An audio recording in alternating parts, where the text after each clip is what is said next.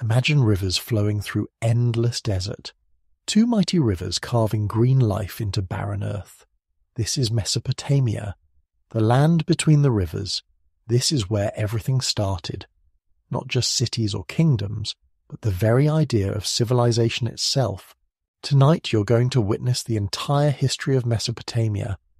You'll see how a handful of mud huts grew into the world's first cities, how people who couldn't read or write invented the very letters you're reading now, how Mesopotamian farmers became kings, how kings became legends. This isn't just ancient history. This is your story. Every law in your country traces back to these Mesopotamian rivers. Every word you write connects to these ancient scribes. Every city you've ever walked through began as an idea in these fertile valleys. Before we travel through Mesopotamia's 5,000 years together, do me a favor, hit that like button and subscribe to our channel. I love connecting with fellow history lovers. Tell me in the comments where you're watching from tonight. What time is it where you are right now? Now close your eyes and picture this. It's dawn along the Tigris River. The year is 3500 BC. A young Mesopotamian farmer walks to the riverbank just like his father did and his father before him. But today will be different. Today will change everything. That farmer standing by the Tigris River doesn't know it yet, but he's living in the most perfect place on earth for growing things. Behind him stretches the Euphrates River, running parallel like a twin sister. Between these two rivers lies a strip of land so rich, so perfectly designed for human settlement, that it will birth civilization itself. The Tigris rushes fast and wild. It carries mountain snow from distant peaks, tumbling stones and fertile silt down from the highlands. The Euphrates flows slower, gentler, like a patient teacher. Together, they create something magical. Every spring, when the snow melts in the mountains far to the north, both rivers swell with fresh water. They overflow their banks and flood the valley between them. You might think floods are disasters, but these floods are different. They're predictable. They come every single year like clockwork. And when the waters recede, they leave behind the most fertile soil on the planet. Black earth so rich you can practically smell the life in it. Picture the landscape our farmer sees. To the east and west, nothing but endless desert. Sand stretching to the horizon under a burning sun. But here, between the rivers, everything is green. Palm trees sway in the breeze. Wild barley and wheat grow in thick patches. Date palms drop their sweet fruit. Fish swim in shallow pools left by the floods. The climate here follows a rhythm as old as the earth itself. Hot, dry summers that bake the ground hard. Cool winters that bring just enough rain to keep things growing. And those perfect spring floods that wash away the salt and bring fresh nutrients to the soil. Early humans walking through this valley 10,000 years ago must have felt like they'd found paradise. No more wandering through barren desert looking for food. No more following herds of wild animals across endless plains. Here, food practically grows itself. The rivers provide fresh water. The fish jump into your nets. The wild grains grow so thick you can fill baskets in a single morning. But there's something even more special about this land. It forces people to cooperate. Those floods are wonderful, but they're also dangerous. Too much water destroys crops. Too little water means starvation. Managing water requires teamwork. It requires planning. It requires leaders and followers working together toward a common goal. The geography here is like a laboratory, designed to teach humans how to live together.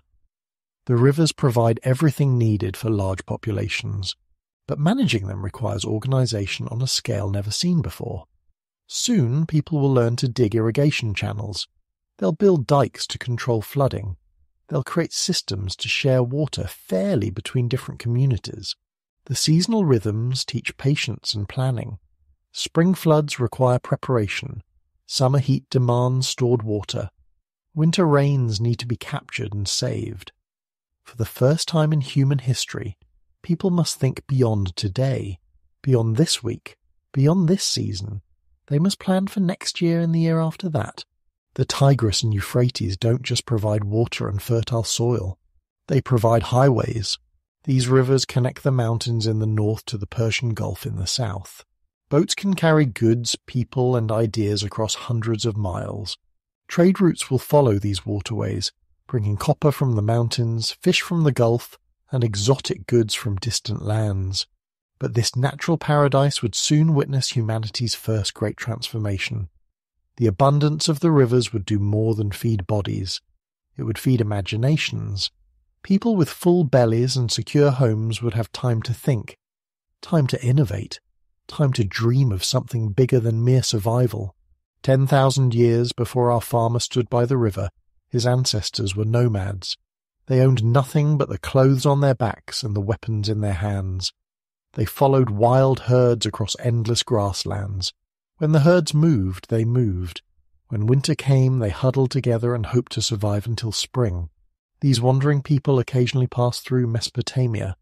They saw the wild grains growing thick along the riverbanks. They harvested what they could carry and moved on. The idea of staying in one place seemed impossible. How could you survive without following the herds? But something changed around 10,000 BC. Maybe it was the climate getting warmer. Maybe it was the herds getting smaller. Maybe some brave souls just got tired of endless wandering. Whatever the reason, some families decided to stay. At first, they still hunted and gathered, but they also began to experiment. They noticed that seeds scattered near their campsites grew into new plants. They realized that the biggest, strongest grains produced the best offspring. Slowly, accidentally, they began to domesticate wild wheat and barley. The transition wasn't sudden. For thousands of years, these early settlers lived between two worlds. Part of the year, they still followed herds and gathered wild foods, but increasingly they returned to the same spots along the rivers. They built temporary shelters that became permanent homes. They stored harvested grains that became next year's seeds. The first permanent settlements were tiny, maybe 20 or 30 people living in simple mud brick houses, but they represented something revolutionary. For the first time in human history, people were tied to the land itself rather than to wandering animals. Growing crops required new tools, wooden ploughs to break the hard-baked soil, sickles to harvest grain efficiently, storage containers to keep grain dry and safe from rodents. Each innovation led to another. Better tools meant bigger harvests. Bigger harvests meant more people could live in one place. Water management became crucial. Those spring floods were wonderful for depositing fertile silt, but terrible if your grain stores got washed away. Early farmers learned to build their houses on slightly higher ground. They dug channels to direct floodwater where they wanted it. They created earth dikes to protect their homes. The work was back-breaking. Digging irrigation channels under the blazing sun, hauling mud bricks, clearing fields of stones and weeds, but the rewards were incredible. A successful harvest from a few acres could feed a family for months. For the first time ever, humans could produce more food than they could eat. This surplus changed everything. Not everyone needed to spend all day finding food. Some people could specialize. Some became toolmakers, crafting better plows and sickles. Others became builders, constructing stronger houses and storage facilities. A few became traders, carrying surplus grain to other settlements in exchange for things like obsidian knives or copper ornaments. The villages grew slowly but steadily. Better farming techniques meant more food. More food meant more children survived to adulthood. More people meant more hands to work the fields and build bigger irrigation systems. Success bred more success. These early settlements clustered along the riverbanks like pearls on a string. Each village was independent, but they were connected by the rivers themselves. Boats carried goods, news, and marriage partners between communities. Ideas spread as fast as the current. By 7000 BC, permanent villages dotted the landscape between the rivers. Each had its own character, its own traditions, its own way of doing things. But they all shared the fundamental insight that would change human history forever. You could create abundance by working with the land instead of just taking from it. The psychological change was as important as the practical one. Nomads lived day to day, always one step ahead of starvation. Farmers thought in seasons and years. They planned for the future because they believed they would still be in the same place when that future arrived. This shift from immediate survival to long-term planning would prove to be the foundation of everything we call civilization. These humble farming communities had no idea they were laying the groundwork for humanity's first cities. But the stage was set. Successful agriculture created food surpluses. Food surpluses freed some people from farming. Those people would become craftsmen, priests, soldiers, and rulers. And where they gathered in large enough numbers, something unprecedented would emerge. Around 4000 BC, something remarkable happened in southern Mesopotamia. Villages that had grown slowly for thousands of years suddenly exploded in size. The most spectacular example was Uruk, a settlement that would become the world's first true city. Imagine standing on a hill overlooking Uruk in 3500 BC. Below you spread something no human has ever seen before. Thousands of people living together in one place. Mud brick buildings stretch to the horizon. Smoke rises from hundreds of cooking fires.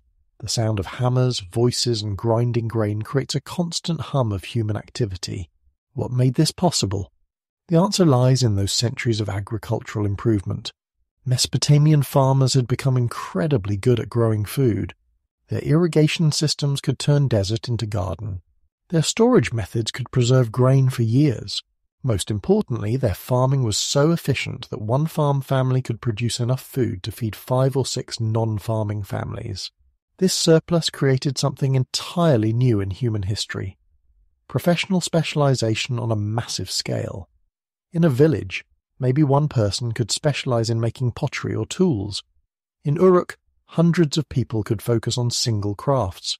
Some made nothing but pottery, others worked only with metal. Still others became full-time builders, soldiers, or priests. The results were spectacular. Specialized craftsmen became incredibly skilled.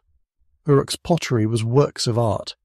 Their metalwork rivaled anything produced for centuries afterward. Their buildings grew larger and more complex than anything previously imagined. The heart of Uruk was its temple complex. Massive ziggurats rose like artificial mountains toward the sky. These weren't just religious buildings. They were economic centers, administrative headquarters, and symbols of the city's power. The priests who ran these temples controlled vast amounts of land and wealth. They coordinated farming across hundreds of square miles. They stored grain for the entire city. They organized construction projects involving thousands of workers. But Uruk was more than just a big village. It was a completely different kind of human community. People lived among strangers. They worked for people they barely knew. They depended on complex systems of trade and exchange for their daily needs. A potter in Uruk might never meet the farmer who grew his grain or the merchant who sold his pots in distant cities. This required new forms of organization. Villages were run by consensus and tradition. Everyone knew everyone else and their role in the community. Cities needed formal leadership. Chiefs became kings. Respected elders became government officials. Military leaders emerged to protect the city's wealth and manage conflicts with other cities. Social stratification became more pronounced. In villages, everyone was basically equal except for age and personal skill. In cities, clear hierarchies emerged. At the top were kings and high priests. Below them came officials, skilled craftsmen, and successful merchants. At the bottom were labourers, servants, and slaves captured from other cities. Yet this inequality came with unprecedented opportunity. A talented farmer's son might become a skilled metalworker. A clever craftsman's daughter might marry into a merchant family. Success in specialized trades could lift people from poverty to wealth in a single generation. Uruk's influence spread far beyond its walls. The city controlled a network of smaller towns and villages stretching for miles in every direction. Some provided agricultural products, others specialized in crafts or raw materials. All were connected by the economic web centered on Uruk itself. Trade networks extended even further. Uruk's merchants traveled hundreds of miles to obtain materials not available locally. They brought back timber from distant forests, stone from mountain quarries, and metal from far-off mines. These trade routes carried ideas as well as goods. Techniques developed in Uruk spread to other growing cities. Innovations from distant regions found their way into Mesopotamian culture. The city's success attracted immigrants from across the region. People left their home villages to seek opportunities in the growing urban centre. This mixing of populations accelerated cultural development. Different traditions combined to create new customs. Various dialects merged into more standardized languages. Population density created both opportunities and challenges. Large numbers of people living close together made possible grand construction projects, sophisticated crafts, and complex political organizations. But it also created problems unknown in smaller communities. Sanitation became crucial. Crime required formal punishment systems. Conflicts between different groups needed official mediation. Within these growing cities, a revolutionary innovation was taking shape that would change human consciousness forever. The complexity of urban life was creating demands that human memory alone couldn't handle. The priests and officials managing Uruk's vast economic networks needed better ways to keep track of transactions, debts, and obligations. Their solution would transform not just Mesopotamian society, but human civilization itself. Picture a Sumerian priest in 3200 BC. His name is Kushim. He manages the temple storehouse in Uruk. Every day farmers bring grain, craftsmen take supplies, merchants arrive with goods from distant lands, workers receive their daily rations. Kushim tries to remember everything in his head. Farmer Enlil brought 12 baskets of barley yesterday. Potter Inanna took 3 jars of oil last week. Merchant Gilgad owes the temple 20 sheep for next month's festival. But there are hundreds of these transactions every single day. His memory starts failing him. Did Enlil bring 12 baskets or 15? Was it last week or 2 weeks ago that Inanna took the oil? Arguments break out. People claim they delivered more than Kushim remembers. Others insist they owe less than he says they do. Something has to change. The city has grown too complex for human memory alone.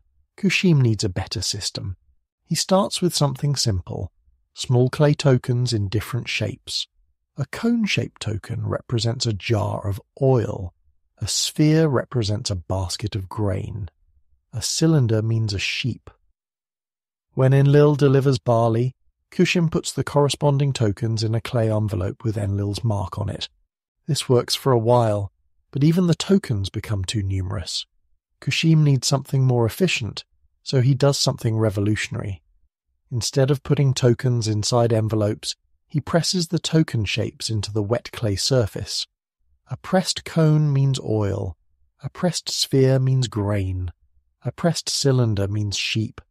These pressed marks are the world's first written words. They're simple pictures that represent real things. We call them pictographs. Each symbol looks like what it represents. The symbol for fish looks like a fish. The symbol for bird looks like a bird. The symbol for water shows wavy lines.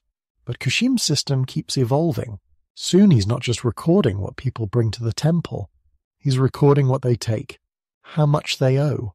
When payments are due, the pictures become more abstract. The fish symbol starts representing not just fish, but the concept of food from the river. The bird symbol means not just birds, but things from the sky, or even freedom. Other temple administrators see Kushim's innovation. They start using similar systems in their own cities. Each develops slightly different symbols and methods, but they're all based on the same insight. You can use marks on clay to store information outside of human memory. The breakthrough comes when someone realizes you can represent sounds, not just things. The symbol for water in Sumerian sounds like A, so the water symbol can represent the sound A even when you're not talking about water. Suddenly you can write abstract concepts. You can write names. You can write emotions and ideas that have no physical form. Writing spreads like wildfire through Mesopotamia. Every major city develops scribal schools. Young men from wealthy families spend years learning to read and write. They practice on clay tablets, writing the same symbols over and over until they become second nature. The symbols themselves evolve. Early pictographs were curved, looking like real objects, but curved lines are hard to press into clay. Scribes develop a new technique using wedge-shaped tools. They make marks that look like combinations of wedges. We call this script cuneiform, from the Latin word for wedge. Within a few centuries, cuneiform can record anything people can say. Laws, stories, prayers, business contracts, personal letters, historical chronicles. Human knowledge no longer dies with the people who possess it. It can be stored, copied, and passed down through generations. The impact is staggering. Kings can now send written orders to distant provinces. Merchants can create contracts that outlast their own lives. Priests can record religious ceremonies with perfect accuracy. Scholars can build on each other's work across centuries. Legal systems become more sophisticated. Instead of relying on memory and oral tradition, courts can refer to written laws. Judges can cite precedents from previous cases. Evidence can be preserved exactly as it was recorded. Justice becomes less dependent on personal bias and more based on established rules. Literature emerges as an art form. The first epic poems are written down. Stories that once existed only in the memories of skilled storytellers become permanent treasures. The Epic of Gilgamesh, humanity's first great work of literature, tells of a king's quest for immortality. Ironically, the story achieves immortality through writing itself. Historical record-keeping transforms human understanding of time. Before writing, history was what old people remembered. Events from more than a lifetime ago became myth and legend. With writing, precise records stretch back generations. Kings can trace their lineages to ancient predecessors. Societies can learn from past mistakes and successes. Education takes on new meaning. Knowledge is no longer limited to what teachers can remember and pass down orally. Students can study texts independently. Libraries collect tablets containing vast amounts of information. Specialized knowledge in fields like mathematics, astronomy, and medicine can accumulate over centuries. Writing creates new social classes. Scribes become incredibly important people. They're the only ones who can read and write. Kings depend on them to run their governments. Merchants need them for business contracts. Priests require them to record religious texts. Being literate becomes a path to power and wealth. But writing also creates new forms of inequality. Those who can read and write have enormous advantages over those who cannot. Information becomes a form of property. Written contracts favor those who understand their terms. Legal proceedings become more complex, requiring educated representatives. The technology spreads beyond Mesopotamia. Neighboring regions adapt cuneiform to their own languages. Egyptian hieroglyphics develop independently but serve similar functions. The Indus Valley civilization creates its own writing system. Humanity is becoming literate. Trade networks benefit enormously from written communication. Merchants can send detailed instructions to distant partners. Invoices, receipts, and contracts make long-distance commerce much more reliable. Banking becomes possible when debts and credits can be recorded accurately. Government administration becomes far more sophisticated. Tax records, census data, military rosters, and diplomatic correspondence can all be maintained with precision. Empires can govern vast territories because written orders can convey complex instructions across great distances. Religious thought grows more complex and nuanced. Sacred texts preserve exact words of prayers and rituals. Theological debates can reference previous arguments. Religious law can be codified and studied by future generations. The relationship between humans and gods becomes more formalized and systematic. But writing would soon serve not just merchants and priests, but the ambitions of the world's first empire builders. As scribes perfected their craft in peaceful city-states, warriors were learning how written orders could coordinate armies across vast distances. The same technology that helped priests manage grain stores would soon help conquerors manage entire nations. By 3000 BC, southern Mesopotamia looks like a patchwork quilt. Independent city-states dot the landscape between the rivers. Each controls its own territory. Each has its own king, its own gods, and its own way of doing things. Yet they're all recognizably Sumerian, sharing a common culture and writing system. Ur sits near the mouth of the Euphrates. Its massive ziggurat dominates the skyline for miles around. The city controls rich fishing grounds and trade routes to the Persian Gulf. Ur's merchants are the wealthiest in all Mesopotamia. Their ships carry goods as far as India and East Africa. Uruk remains the largest city. Its walls enclose thousands of people. Its temple complex rivals a small mountain. Uruk's influence extends far inland, controlling dozens of smaller towns and villages. When Uruk's king speaks, half of Mesopotamia listens. Lagash lies along irrigation canals between the two great rivers. Its people are master engineers. They've turned marginal land into some of the most productive farmland in the region. Lagash exports both grain and engineering expertise to its neighbours. Eridu sits on what was once the shoreline of the Persian Gulf. Sumerians believe it's the oldest city in the world, the place where the gods first granted kingship to humans. Though smaller than its neighbours, Eridu commands enormous religious prestige. Nippur occupies the religious centre of Sumerian civilization. Its main temple belongs to Enlil, king of the gods. Whoever controls Nippur can claim divine approval for their rule. Kings from other cities travel hundreds of miles to make offerings at Enlil's shrine. Each city-state developed its own approach to government. Early on, they were ruled by councils of elders and assembly meetings where all free men could speak. But as the cities grew larger and faced more complex challenges, they needed stronger leadership. The concept of kingship emerged gradually. During emergencies like floods, wars, or major construction projects, cities would appoint temporary leaders with special powers. These leaders, called Lugal, or Great Man, could make quick decisions and command resources. Some Lugals proved so successful that cities kept reappointing them. Eventually, the position became permanent and hereditary. Temporary emergency leadership evolved into divine kingship. Kings claimed they ruled not just by human choice, but by the will of the gods themselves. Sumerian kings weren't absolute rulers like later emperors. They shared power with temple priests and wealthy merchants. They had to consult with city assemblies on important matters. Their authority depended on success. A king who lost wars or failed to maintain prosperity could find himself overthrown by ambitious rivals. Royal courts became centres of culture and learning. Kings competed to attract the best artists, craftsmen and scholars. They commissioned magnificent palaces, elaborate tombs and beautiful works of art. Royal patronage drove innovation in everything from metallurgy to music.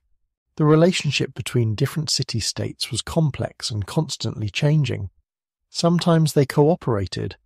During major floods, cities shared resources and workers. Trade flowed freely between them. Intermarriage between royal families created diplomatic ties. But competition was fierce.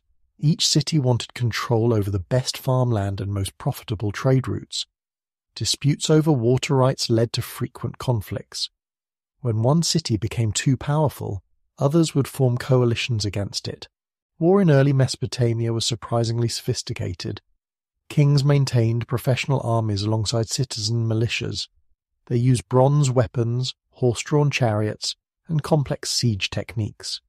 Military success could make a small city into a regional power overnight.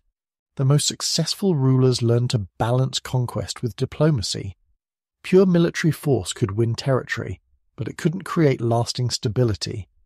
Smart kings used marriage alliances, trade agreements, and religious ceremonies to bind former enemies into their sphere of influence. Sumerian warfare followed certain rules and customs.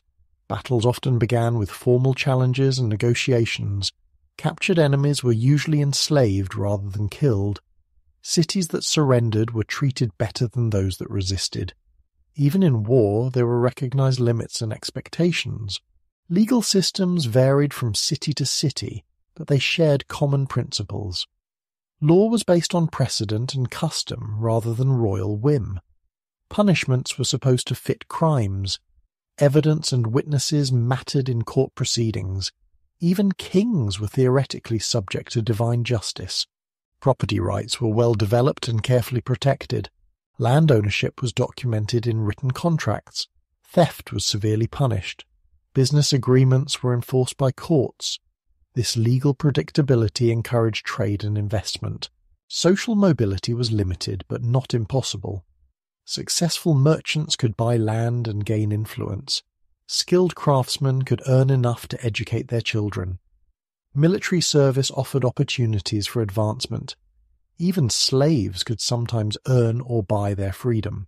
Women's status varied depending on their social class and city of residence.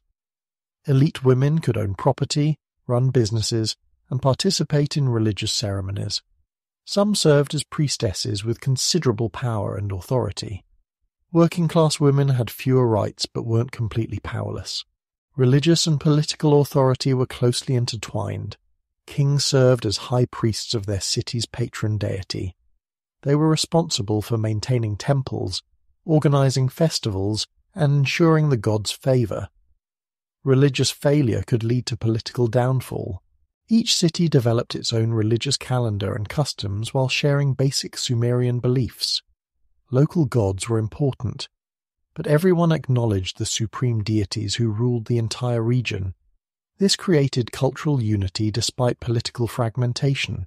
Economic systems were sophisticated and interconnected. Cities specialized in different products and traded extensively with each other. Standard weights and measures facilitated commerce. Banking and credit systems allowed complex long-distance transactions. Technological innovation flourished in this competitive environment. Cities tried to outdo each other in construction techniques, craft production, and agricultural methods. Ideas spread rapidly through trade networks and diplomatic contacts. Educational systems emerged to train the scribes, priests, and administrators that complex city-states required. Schools taught not just reading and writing, but mathematics, law, history, and religious doctrine. Education became a pathway to social advancement. These competing cities would birth not just trade and diplomacy, but humanity's first comprehensive legal systems. As rulers grew more powerful and societies more complex, the need for written laws became urgent. What started as simple business contracts would evolve into detailed legal codes governing every aspect of human behavior. The Sumerians looked up at the night sky and saw gods, not distant abstract deities, but real beings with personalities, desires, and human-like emotions. These gods controlled everything that mattered: rain and floods, war and peace, love and death, success and failure. At the top of their pantheon sat An, the sky god. He was distant and mighty, like the endless dome of heaven itself. Below him came Enlil, god of wind and storms. Enlil was more involved in human affairs, sending floods when he was angry and good weather when he was pleased. Enki controlled the fresh water that made life possible. He was clever and generally friendly to humans. When other gods planned to destroy humanity with floods, Enki warned his favorites and helped them survive. Sumerian farmers prayed to Enki every time they dug irrigation canals. Inanna ruled love, beauty, and war. She was passionate and unpredictable, capable of both tremendous kindness and terrible cruelty. Young lovers sought her blessing. Warriors called on her for victory. Merchants prayed to her for profitable ventures. Each city had its own patron deity. Ur belonged to Nanna, the moon god. Uruk was Inanna's special city. Eridu claimed Enki as its protector. Nippur housed Enlil's main temple. These divine associations shaped each city's identity and political claims. The gods lived in temples called ziggurats. These weren't just religious buildings. They were artificial mountains rising hundreds of feet into the sky. Their construction required the coordinated labor of thousands of people over many years. They were statements of power as much as faith. Building a ziggurat was an incredible undertaking. Workers had to make millions of mud bricks. They carried materials up increasingly steep ramps as the structure grew taller. The largest ziggurats took decades to complete and represented the life's work of entire generations. The finished ziggurats dominated their cities like skyscrapers. They could be seen from miles away, marking each city's location and importance. Climbing to the top was like ascending to heaven itself. At the summit sat a small shrine where the city's god was believed to dwell. Priests managed these massive temple complexes. They weren't just religious figures. They were economists, administrators, and politicians. They controlled vast amounts of land and wealth. They organized construction projects, managed trade networks, and advised rulers on important decisions. Religious ceremonies followed the rhythm of seasons and agricultural cycles. Spring brought festivals celebrating new growth. Summer ceremonies asked for protection from heat and drought. Autumn rituals gave thanks for successful harvests. Winter rites prepared for the dormant season. The most important ceremonies involved the king himself. He wasn't just a political ruler. He was the god's representative on earth. His performance of religious duties was essential for the city's welfare. If the king failed in his religious obligations, the gods might abandon the city entirely. From this rich religious tradition came humanity's first great work of literature. The Epic of Gilgamesh tells the story of a king who was 2/3 god and 1/3 human. Gilgamesh was incredibly strong and brave, but also arrogant and cruel. The epic begins with the people of Uruk complaining about their king's behavior. The gods create a wild man named Enkidu to challenge Gilgamesh. After they fight, they become best friends and go on adventures together. But when Enkidu dies, Gilgamesh is overcome with grief and fear of death. Gilgamesh's quest for immortality takes him to the edges of the world. He meets Utnapishtim, survivor of the great flood that once destroyed humanity. Utnapishtim tells him about a plant that grants eternal youth. Gilgamesh finds the plant but loses it to a serpent on his way home. The epic ends with Gilgamesh accepting his mortality and finding meaning in the great works he's accomplished. His city walls and buildings will outlast his physical body. His legacy will live on through the civilization he helped create. This story captured something fundamental about the human experience. It deals with friendship, loss, the meaning of life, and acceptance of death. These themes resonated with people across cultures and centuries. Versions of the Gilgamesh epic spread throughout the ancient world. Sumerian mathematical achievements were equally impressive. They developed the first positional number system using the number 60 as their base. This system was so useful that we still use it today for measuring time and angles. 60 seconds in a minute, 60 minutes in an hour, 360 degrees in a circle. Their mathematical tablets show sophisticated understanding of geometry, algebra, and even early calculus. They could calculate the areas of irregular fields, the volumes of complex structures, and the trajectories of projectiles. This mathematical knowledge was essential for their engineering achievements. Sumerian astronomy was closely tied to their religious beliefs. They identified the major constellations and tracked the movements of planets. They created the first accurate calendars, balancing solar years with lunar months.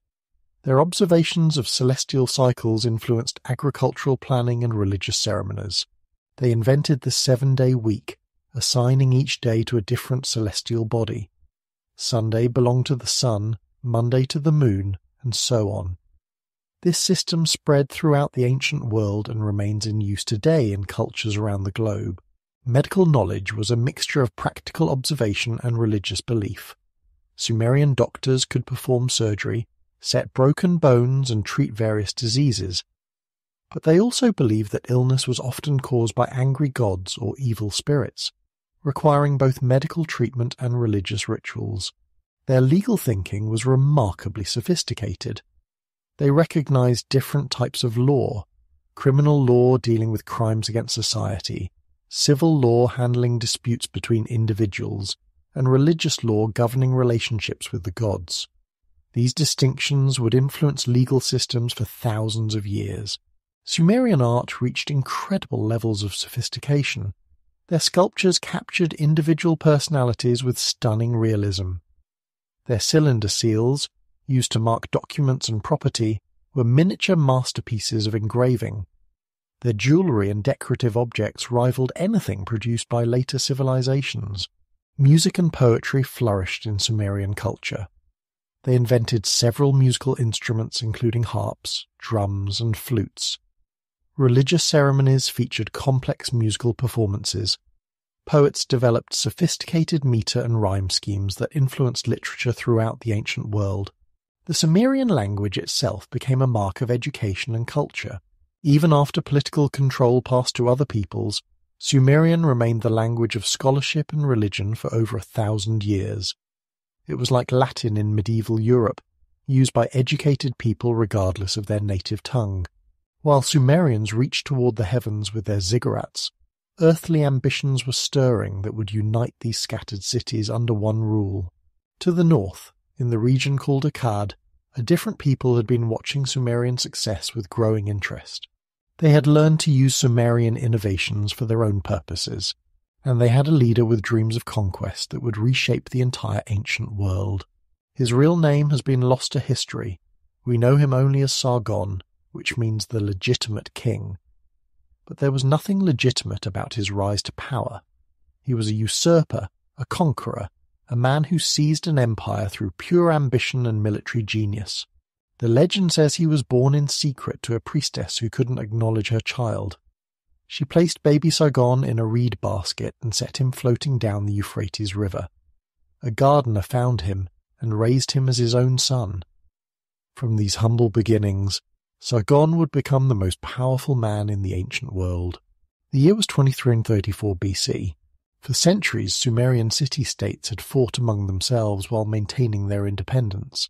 Each king ruled his own city and surrounding territory. None had been strong enough to conquer all the others permanently. But Sargon was different. He came from Akkad, a region north of the traditional Sumerian heartland. His people were Semitic, speaking a different language and following slightly different customs.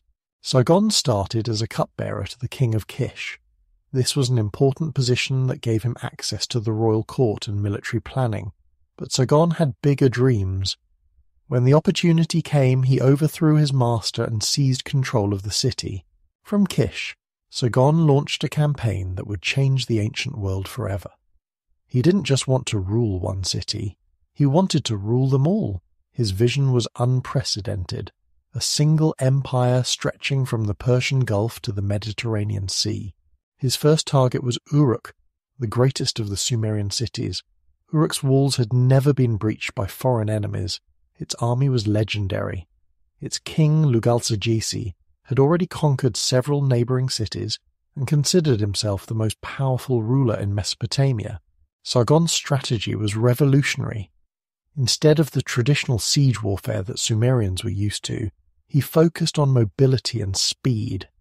His armies moved faster than anyone expected. They struck before enemies could organize proper defenses or call for help from allies. The Battle of Uruk lasted for days. Sargon's forces completely surrounded the great city. They cut off all supply lines and trade routes. When Lugal-Sagisi finally led his army out for a decisive battle, Sargon was ready. The Akkadian victory was total. Lugal-Sagisi himself was captured and paraded through the streets of Nippur in a neck yoke like a common criminal. One by one, the great Sumerian cities fell to Sargon's forces: Ur, Lagash, Umma, Eridu. Each conquest made him stronger as he absorbed their armies, wealth, and territories. Local rulers who surrendered were allowed to keep some authority. Those who resisted were replaced with Akkadian governors. Sargon's military innovations went far beyond speed and mobility. He was probably the first ruler to maintain a professional standing army. Previous kings relied on citizen militias and seasonal campaigns. Sargon's soldiers were full-time warriors who trained constantly and fought as a disciplined unit. His army was built around the composite bow, a weapon far superior to anything Sumerians had seen before. Made from wood, horn, and sinew laminated together, these bows could shoot arrows much farther and with much greater force than traditional simple bows. Sargon's archers could devastate enemy formations before hand-to-hand combat even began. He also revolutionized siege warfare. His engineers developed new techniques for breaking down city walls. They built massive siege towers that allowed attackers to fight from equal height with defenders. They used battering rams reinforced with bronze to smash through gates. They dug tunnels under walls to collapse them from below. But Sargon's greatest innovation was psychological warfare. He cultivated an image of invincibility. Stories spread about his supernatural strength and divine favor. Cities began surrendering without a fight because they believed resistance was hopeless. Within a few years, Sargon controlled all of Mesopotamia. But he wasn't finished. His armies pushed west into Syria and Lebanon, securing access to Mediterranean ports and mountain timber. They marched east into Iran, bringing wealthy trading cities under Akkadian control. They sailed south down the Persian Gulf to establish colonies in distant lands. For the first time in human history, a single ruler controlled an area larger than any one person could travel in a lifetime. Sargon's empire stretched over more than 1,000 miles. It included dozens of different peoples speaking different languages and following different customs. Managing such a vast territory required new approaches to government. Sargon couldn't rule everything personally from Akkad. He needed governors who could act with his authority in distant provinces. He needed communication systems that could carry orders across hundreds of miles. He needed ways to move armies quickly to trouble spots. His solution was brilliant in its simplicity. He appointed Akkadian governors to rule major cities and regions. These governors reported directly to him and could be removed at any time. But he also allowed local nobles and priests to maintain their traditional roles as long as they acknowledged Akkadian supremacy and paid tribute. Sargon understood that conquest was easier than administration. Keeping an empire together required more than military force. It required economic benefits that made people want to stay unified. Under Akkadian rule, trade expanded dramatically. Merchants could travel safely across vast distances under imperial protection. Goods flowed freely between regions that had previously been isolated or hostile. The empire's capital at Akkad became the largest city in the world. Traders came from India and Egypt. Craftsmen from across the empire brought their skills and techniques. Scholars translated texts between different languages. For the first time, people could think of themselves not just as citizens of individual cities, but as part of something much larger. Sargon ruled for 56 years, an extraordinarily long reign that allowed his innovations to take deep root. He lived to see his empire become stable and prosperous. Trade routes that he opened remained busy for centuries. Administrative techniques that he developed influenced governments for thousands of years. His personal story became legendary throughout the ancient world. The abandoned baby who became a great king inspired countless later tales. Moses in the bulrushes, Romulus and Remus raised by wolves, King Arthur drawing the sword from the stone. All these stories echo Sargon's rise from humble origins to supreme power. When Sargon died, he was buried with honours befitting the greatest king who had ever lived. His tomb was filled with treasures from across the known world. His name was carved in cuneiform on monuments throughout the empire. He had accomplished something that no previous ruler had even imagined possible. But Sargon's greatest legacy wouldn't be military. It would be the first truly international culture. The Akkadian Empire didn't just conquer different peoples. It created a new kind of civilization that blended the best elements from many traditions. This cultural fusion would outlast the empire itself and influence human development for millennia to come. The morning sun rises over Akkad in 2300 BC. The greatest city in the world is waking up. In the harbour, ships arrive from Egypt carrying gold and ivory. Caravans from India unpack precious stones and exotic spices. Traders from Anatolia display their fine metalwork in the bustling marketplace. This isn't just commerce. This is cultural revolution. For the first time in history, people from completely different civilizations are living and working together on a massive scale, and they're creating something entirely new. Sargon's empire faced a challenge no ruler had confronted before. How do you govern millions of people who speak different languages, worship different gods, and follow different customs? Previous conquerors had simply imposed their own culture on defeated enemies. But Sargon's empire was too big and too diverse for such a simple approach. His solution was revolutionary. Instead of forcing everyone to become Akkadian, he created a system that allowed different cultures to coexist and blend. Local traditions were preserved, but they were connected through imperial institutions that benefited everyone. The key was language. Akkadian became the empire's official language used for government documents, trade contracts, and diplomatic correspondence. But people weren't forbidden to speak their native tongues. Sumerian remained the language of scholarship and religion. Local dialects continued to flourish in their home regions. This created the world's first truly international language. Akkadian cuneiform became the diplomatic standard throughout the ancient Middle East. Kings in Egypt wrote to rulers in Anatolia using Akkadian script. Merchants from different countries could do business together using Akkadian contracts. Scholars could share ideas across cultural boundaries. The empire's road system connected distant regions like never before. Well-maintained highways allowed rapid movement of armies, but they also carried merchants, diplomats, and ordinary travellers. These roads were protected by imperial guards who made long-distance travel safe for the first time. Sargon established the world's first postal system. Royal messengers carried official correspondence between the capital and distant provinces. Governors could communicate with each other and coordinate policies across vast distances.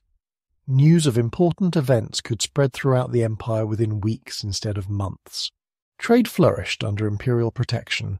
Merchants no longer had to negotiate with dozens of different city-states, each with its own currency, weights, and measures. The empire standardized these systems, making commerce much more efficient. A trader could travel from the Persian Gulf to the Mediterranean Sea using the same currency and following the same regulations. New products appeared in markets everywhere. Mesopotamian farmers tasted spices from India for the first time. Egyptian craftsmen learned metalworking techniques from Anatolian masters. Indus Valley pottery influenced ceramic styles throughout the empire. Cultural exchange accelerated technological and artistic development. Religious fusion was equally important. Akkadians didn't try to suppress local gods. Instead, they identified their own deities with similar foreign ones. The Akkadian god Marduk was equated with the Sumerian Enlil.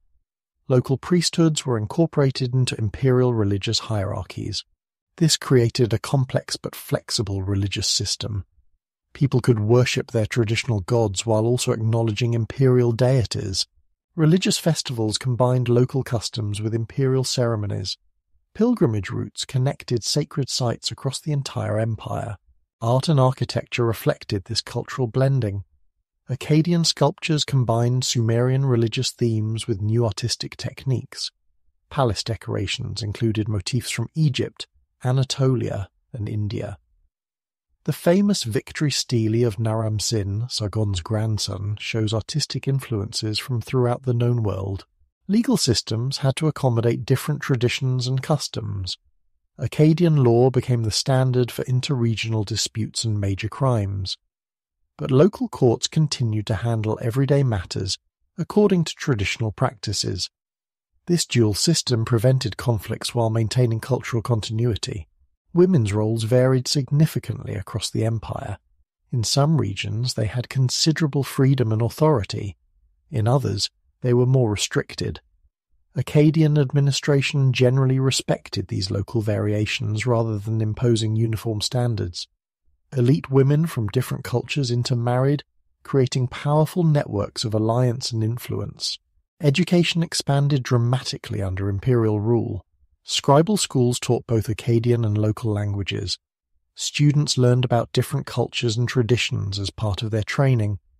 This created a class of educated administrators who could work effectively across cultural boundaries. The empire's military was equally diverse. Akkadian soldiers formed the core of imperial armies, but units from every region served in the imperial forces.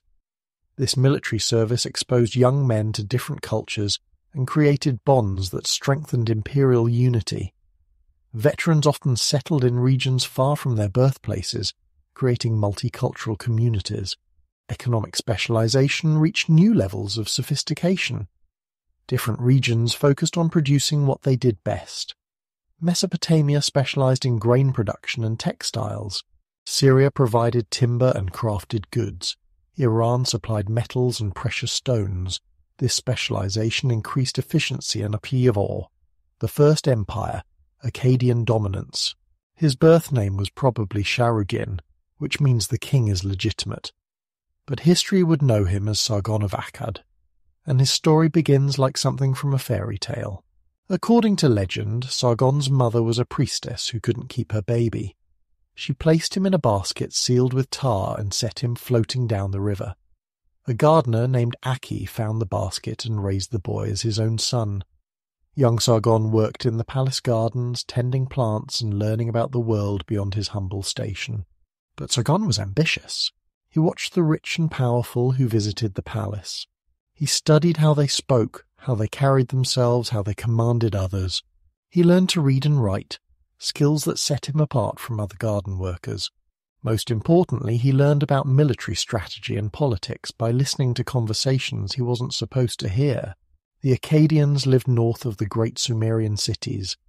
They spoke a different language, but they had adopted Sumerian writing and many Sumerian customs. They were traders and herders rather than city builders. They were tough, mobile and hungry for the wealth they saw in Sumerian lands. Around 2334 BC, when he was still a young man, Sargon somehow seized control of the city of Akkad. The exact details are lost to history. Maybe he led a rebellion against an unpopular ruler. Maybe he was chosen by powerful merchants who needed a strong leader. Maybe he simply took power through skill and charisma. What we know for certain is that Sargon immediately began planning something no one had attempted before. He wanted to unite all of Mesopotamia under his rule, not as allies or trading partners, but as subjects of a single empire. The Sumerian city-states had been fighting each other for centuries. They were used to short wars with limited goals. Capture some territory, demand tribute, maybe install a friendly ruler, then go home. Sargon had a completely different approach. His military innovations were revolutionary. Instead of citizen militias that disbanded after each campaign, Sargon maintained a permanent professional army. His soldiers trained constantly. They used standardized weapons and tactics.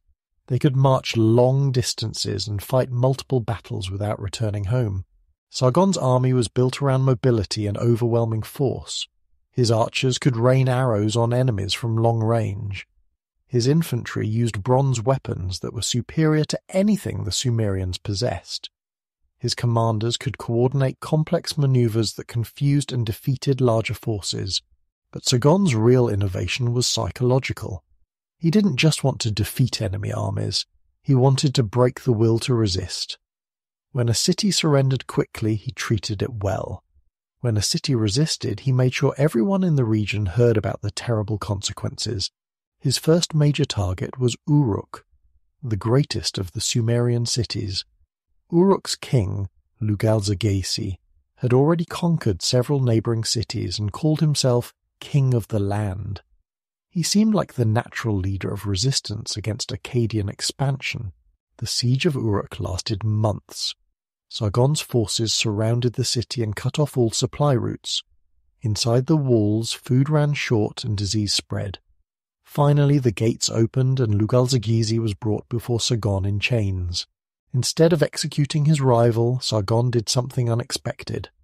He paraded Lugalzagesi through all the major Sumerian cities, showing everyone that even the mightiest kings could be defeated. Then he took Lugalzagesi to Nippur, the religious center of Sumerian civilization, and had him publicly humiliated before the temple of Enlil. This sent a clear message. The gods themselves had chosen Sargon to rule. Resistance was not just futile, it was impious. One by one, the great Sumerian cities opened their gates and accepted Akkadian rule. Sargon's conquest didn't stop with Sumerian lands. His armies marched north into Anatolia, east into Iran, and west toward the Mediterranean Sea. Ancient texts claim he conquered territories from the rising of the sun to the setting of the sun. While this was probably an exaggeration, There's no doubt that Sargon created the largest empire the world had ever seen. Managing such vast territories required new approaches to government. Sargon couldn't rule everything personally from Akkad. He needed local administrators who could be trusted to carry out his policies in distant regions. He needed communication systems that could coordinate activities across hundreds of miles. He needed economic structures that could support his armies and bureaucracy. Sargon's solution was to blend Akkadian leadership with local knowledge. He kept many Sumerian officials in their positions but placed Akkadian overseers above them. He maintained local customs and religions but added Akkadian elements. He preserved existing trade networks but directed their profits toward his imperial treasury. The key to his success was understanding that conquest was only the beginning. Building a lasting empire required winning the loyalty of conquered peoples. Sargon accomplished this through a combination of respect, opportunity, and inevitable consequences. He respected local traditions and didn't try to force everyone to become Akkadian. Sumerian priests could continue their religious duties, merchants could continue their businesses, farmers could continue working their fields. As long as they acknowledged Akkadian supremacy and paid their taxes, they were left largely alone. But Sargon also created opportunities for advancement within his empire. Talented individuals from any background could rise to important positions if they served the imperial government well. Sumerian scribes became imperial administrators. Local warriors became imperial officers. Successful merchants became imperial trade representatives. For those who chose resistance, the consequences were swift and severe. Rebellious cities were destroyed completely. Their populations were enslaved or relocated far from their homelands. Their names were erased from official records. Within a generation, it was as if they had never existed. Sargon ruled for 56 years, an incredibly long reign for any ancient ruler. During that time, he established the basic structures that would define imperial government for centuries to come. He created standardized weights and measures that facilitated trade across vast distances. He established diplomatic protocols for dealing with foreign powers. He developed military logistics systems that could supply armies operating far from their bases. His personal legend grew with each passing year. Stories claimed he had never lost a battle. Poets sang of his wisdom and justice. Artists portrayed him as larger than life, with the bearing of a god among mortals.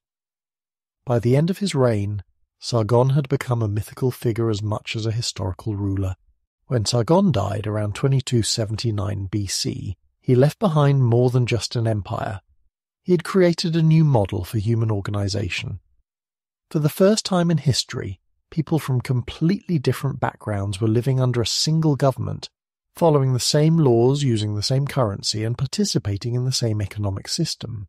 His sons and grandsons continued his imperial project. They expanded Akkadian control even further and refined the administrative systems he had established. For over a century, the Akkadian Empire dominated the ancient world, setting precedents that would influence every subsequent empire in human history. But Sargon's greatest legacy wouldn't be military. It would be the first truly international culture. The Akkadian Empire brought together peoples who had never interacted before. Sumerian knowledge combined with Akkadian practicality. Northern metalworking techniques merged with southern agricultural methods. Trade goods moved freely across political boundaries that had existed for centuries. Imagine trying to govern an empire that stretches from the Persian Gulf to the Mediterranean Sea, using nothing but clay tablets and human messengers. That was the challenge facing Sargon's administrators. They had to collect taxes from dozens of different peoples, coordinate military campaigns across vast distances, and maintain law and order in regions where they barely spoke the local language. The solution they developed was brilliant in its simplicity. Instead of replacing local systems entirely, they created a new layer of imperial government that sat on top of existing structures.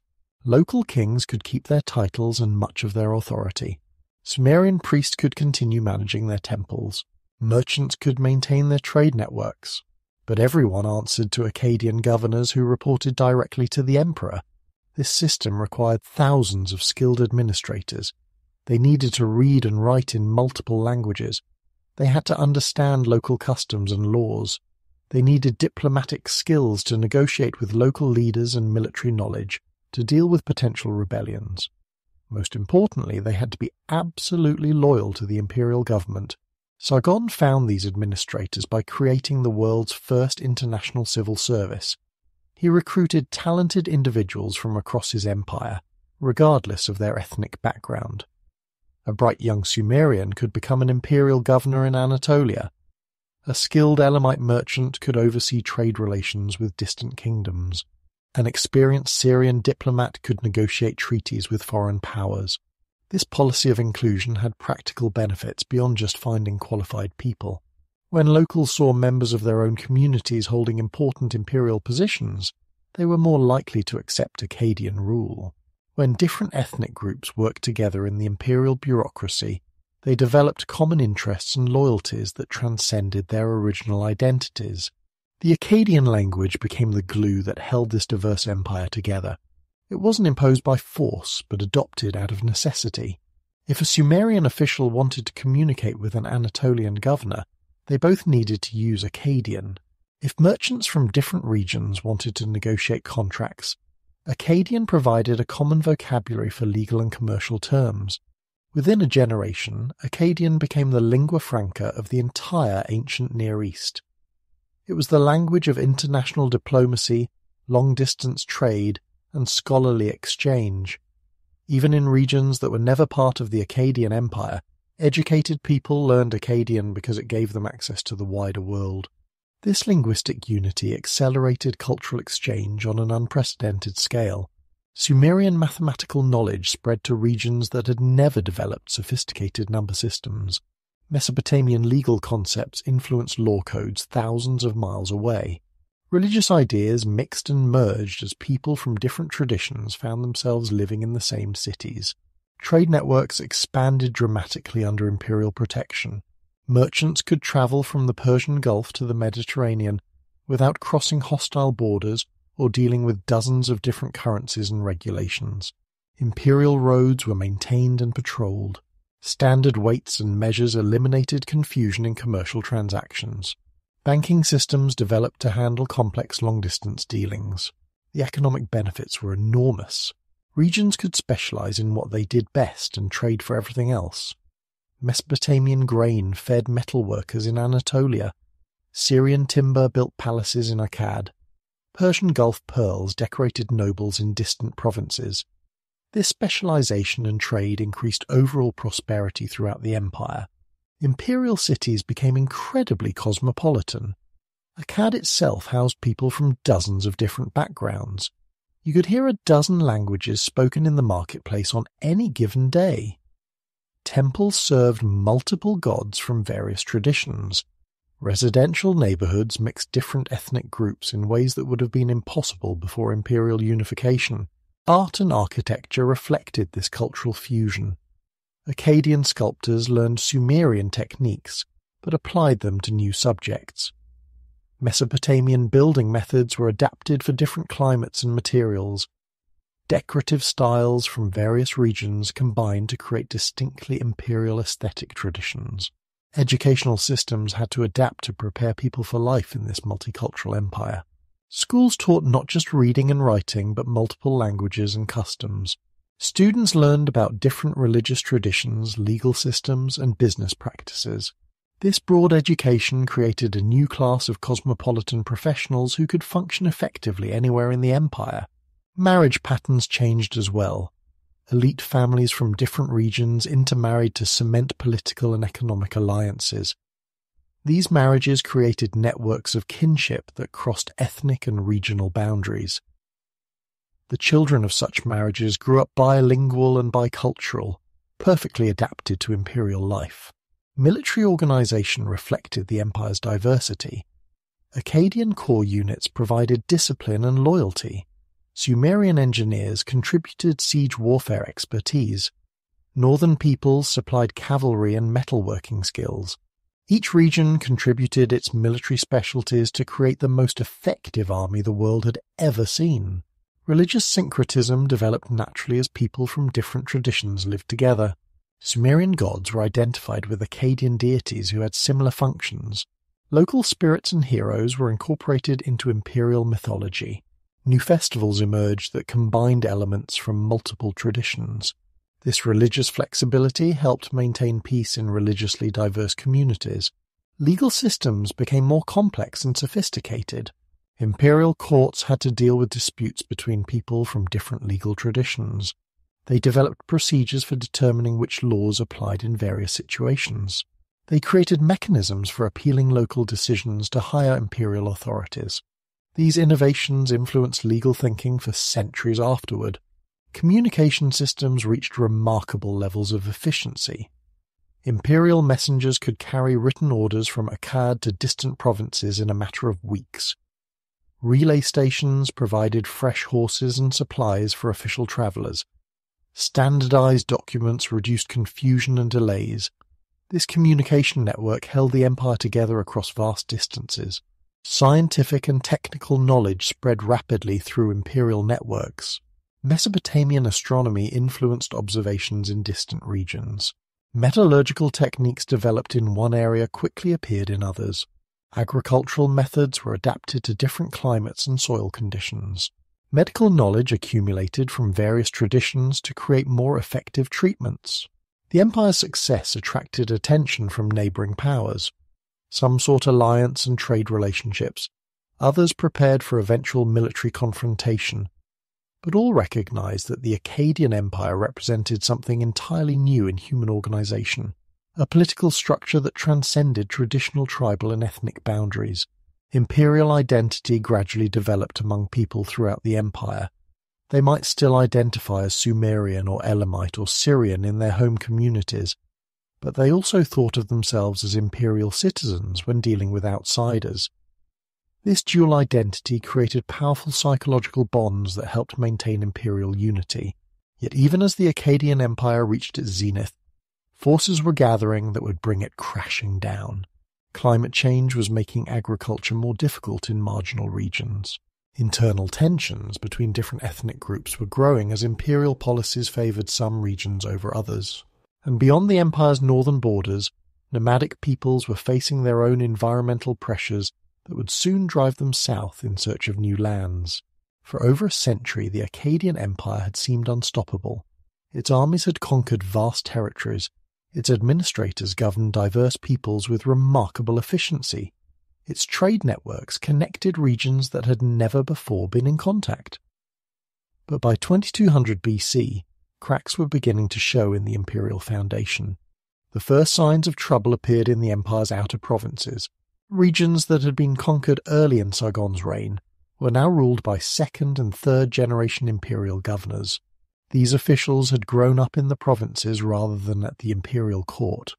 They understood local conditions better than imperial policy. They had married into local families and developed local loyalties that sometimes conflicted with imperial interests. Some provincial governors began acting more like independent rulers than imperial administrators. They kept larger portions of tax revenue for local projects. They made decisions without consulting the imperial capital. They formed alliances with neighboring regions that served local rather than imperial interests. The central government found it increasingly difficult to control these semi-independent provinces. Succession crises weakened imperial authority. When strong emperors died, their heirs often lacked the military skills and political acumen needed to maintain imperial unity. Rival claimants to the throne fought civil wars that drained imperial resources and encouraged provincial rebellions. Palace coups and assassinations became common as different factions struggled for control. Economic problems compounded political difficulties. The empire's vast size made administration expensive. Maintaining roads, armies, and bureaucracies across such distances required enormous resources. Tax collection became less efficient as provincial governors skimmed more for themselves. Trade networks were disrupted by political instability and increased banditry. Climate change created additional pressures. Archaeological evidence suggests that the region experienced a severe drought around 2200 BC. Rivers carried less water. Crops failed repeatedly. Pastoral peoples in marginal areas found their traditional grazing lands becoming desert. These environmental pressures forced population movements that destabilized political arrangements throughout the region. The most serious external threat came from the Gutians, a people from the Zagros Mountains east of Mesopotamia. They had lived on the empire's periphery for generations, sometimes trading with imperial merchants, sometimes raiding imperial territories. But the prolonged drought in their mountain homeland forced them to seek new lands for their flocks and herds. Initially, Gutian raids were small-scale affairs. Mountain warriors would descend into Mesopotamian valleys, steal livestock and supplies, then retreat to their highland strongholds. Imperial forces could usually drive them off, but they couldn't eliminate the threat entirely. The mountains provided too many hiding places and escape routes. As environmental conditions worsened, Gutian raids became larger and more frequent. What had been seasonal cattle raiding evolved into permanent migration. Entire Gutian tribes left their mountain homes and moved into Mesopotamian territories. They brought their families, their animals, and their intentions to stay permanently. The imperial military was ill-equipped to handle this new kind of threat. Akkadian armies excelled at siege warfare and set-piece battles against other organized states. They could conquer cities and defeat conventional armies with devastating effectiveness. But they struggled against mobile enemies who avoided direct confrontation and melted away when faced with superior force. Gutian tactics were perfectly adapted to the changing situation. They would appear suddenly at a town or city, overwhelm the local defenders, loot everything valuable, then disappear before imperial reinforcements could arrive. They avoided fortified positions and concentrated on disrupting trade routes and agricultural areas. The psychological impact was enormous. Mesopotamian cities had grown wealthy and complacent under imperial protection. Their walls were maintained more for show than defense. Their militias were out of practice and poorly equipped. When Gutian raiders appeared at their gates, panic often led to immediate surrender. Imperial responses became increasingly desperate and counterproductive. Emperors imposed higher taxes to fund larger armies, but this only increased discontent in already struggling provinces. They relocated populations away from threatened areas, but this disrupted agricultural production and trade networks. They made alliances with some Gutian groups against others, but this only brought more mountain warriors into Mesopotamian territories. Regional leaders began making their own accommodations with Gutian groups. Some hired Gutian warriors as mercenaries to protect their territories from other raiders.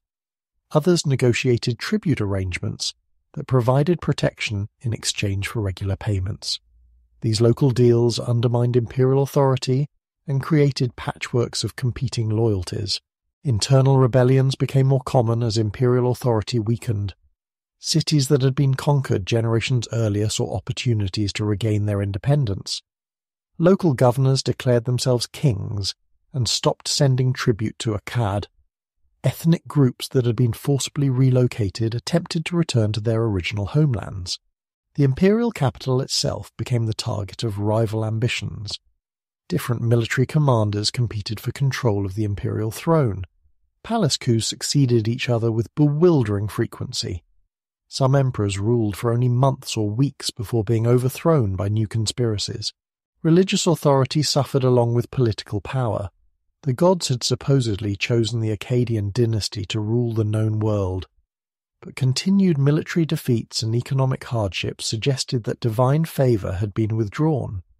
Priests found it difficult to explain why their powerful gods had allowed barbarian raiders to devastate their temples and cities. Trade networks, which had been the empire's economic foundation, collapsed under pressure from political instability and military threats. Merchants could no longer count on imperial protection for long-distance journeys. Regional wars disrupted established trade routes. Different areas began developing their own currencies and commercial regulations. Cultural unity, which had been one of the empire's greatest achievements, began fragmenting along ethnic and regional lines. The Akkadian language remained important for scholarly and commercial purposes, but local languages reasserted themselves in daily life. Regional artistic styles diverged from the imperial standards. Religious practices returned to older, more localized traditions. By 2054 BC, effective imperial control had collapsed entirely. The last Akkadian emperor controlled little more than the city of Akkad itself. Gutian warbands roamed freely through much of Mesopotamia.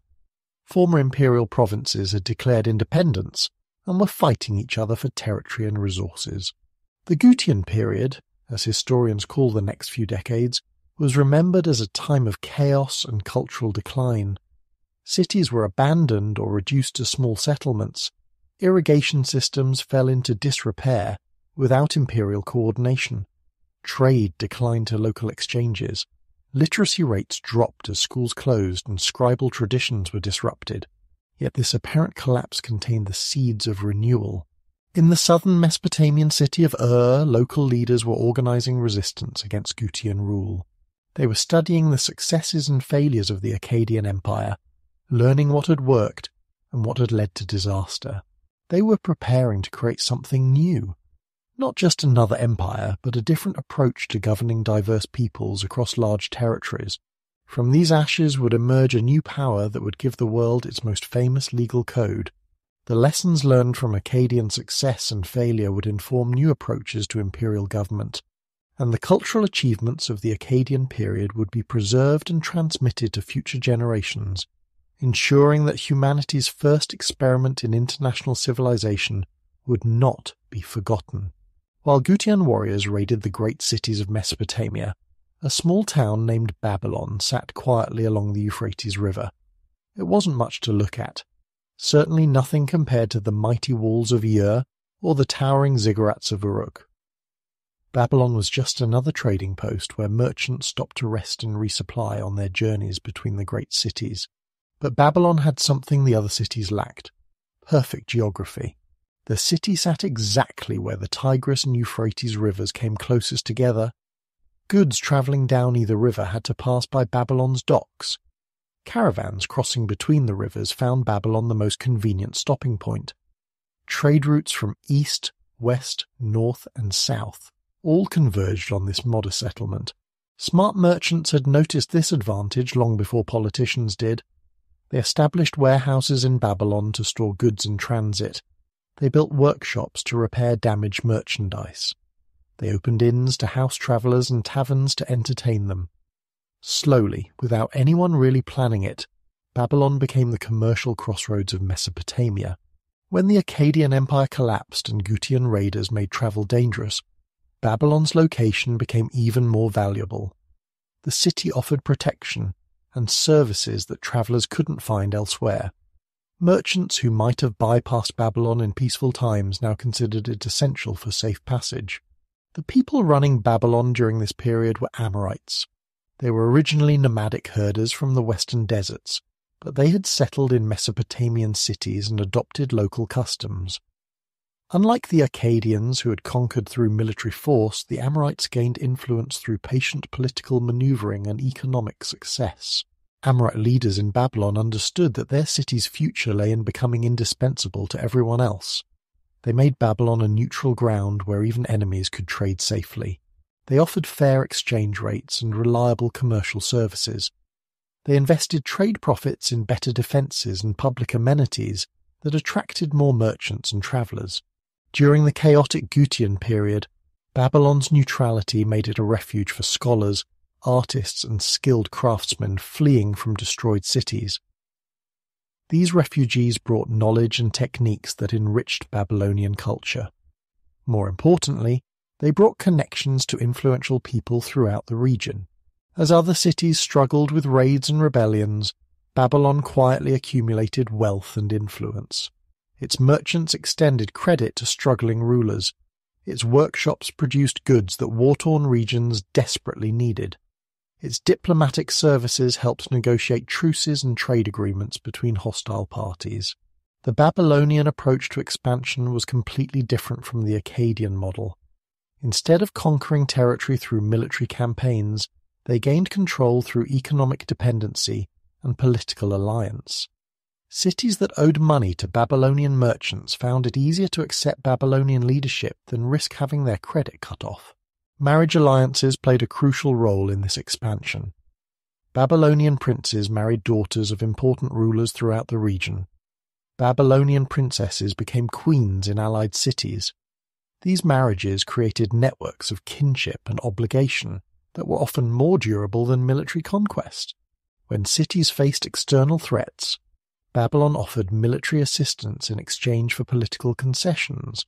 They would help defend against Gutian raids or rival cities, but the price was acknowledgement of Babylonian supremacy. Over time, temporary military alliances evolved into permanent political subordination. Religious diplomacy was equally important. Babylon's rulers presented themselves as protectors of traditional Mesopotamian culture against barbarian destruction. They sponsored restoration projects at ancient temples. They supported traditional festivals and ceremonies. They positioned Babylon as the heir to Sumerian and Akkadian greatness, rather than a completely new power. By 1900 BC, Babylon controlled a network of allied and subordinate cities that rivaled the old Akkadian Empire in scope. But this new empire was held together by economics and diplomacy rather than pure military force. Cities remained relatively autonomous as long as they accepted Babylonian leadership in external affairs and maintained favorable trade relationships. The Babylonian system was more flexible and resilient than previous imperial models. When individual cities rebelled or were destroyed by external enemies, the overall network could adapt and continue functioning. When trade routes were disrupted in one region, alternatives could be developed through other territories. Cultural development accelerated under this more tolerant imperial system. Babylon became a center of learning where scholars from different traditions could work together. The city's libraries collected texts from throughout the known world. Its schools attracted students from dozens of different kingdoms and peoples. Technological innovation flourished in Babylon's workshops and laboratories. Craftsmen had access to materials from across the empire and beyond. They could experiment with techniques from various traditions. Competition between different specialists drove rapid improvements in metallurgy, textiles, construction, and other fields. Legal thinking became more sophisticated as Babylonian courts dealt with disputes involving people from many different backgrounds and legal traditions. Judges had to develop principles that could apply fairly to various situations. Legal scholars began systematizing laws and procedures to create more predictable and consistent justice. Military technology advanced as Babylon's armies incorporated warriors and weapons from throughout their sphere of influence. They learned siege techniques from the Sumerians, cavalry tactics from the northern peoples, and archery methods from the eastern mountains.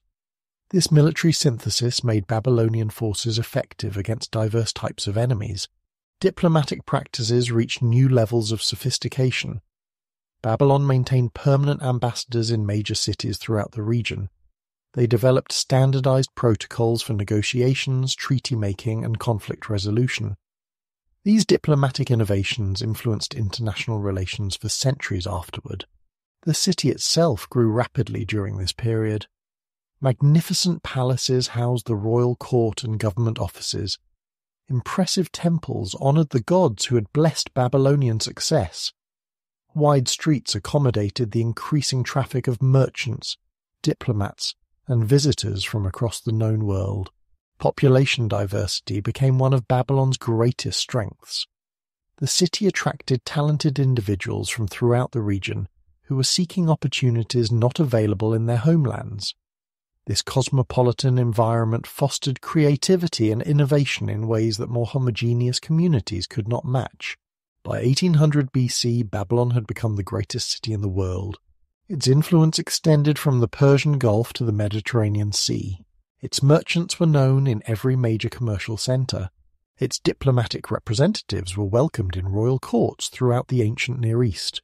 The stage was set for the emergence of a ruler who would make Babylon synonymous with law and justice throughout human history. This rising city would soon produce a ruler whose legal innovations echo through courtrooms to this day. A king who would understand that lasting power comes not just from military conquest or economic control, but from creating systems of justice that people recognize as fair and beneficial. His name would become synonymous with law itself, and his code would influence legal thinking for thousands of years. In 1792 BC, a young man named Hammurabi became king of Babylon.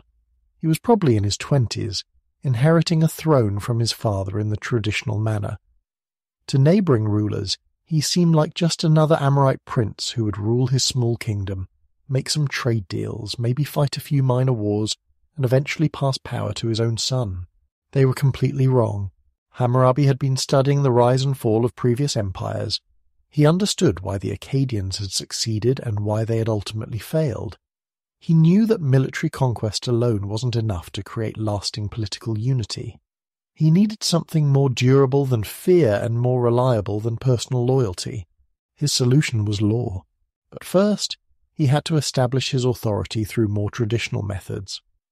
Mesopotamia in 1792 was divided among dozens of competing rulers. Some controlled single cities, others governed small regional kingdoms. A few claimed authority over larger territories but lacked the power to enforce their claims effectively. Hammurabi began his reign by securing Babylon's immediate neighborhood.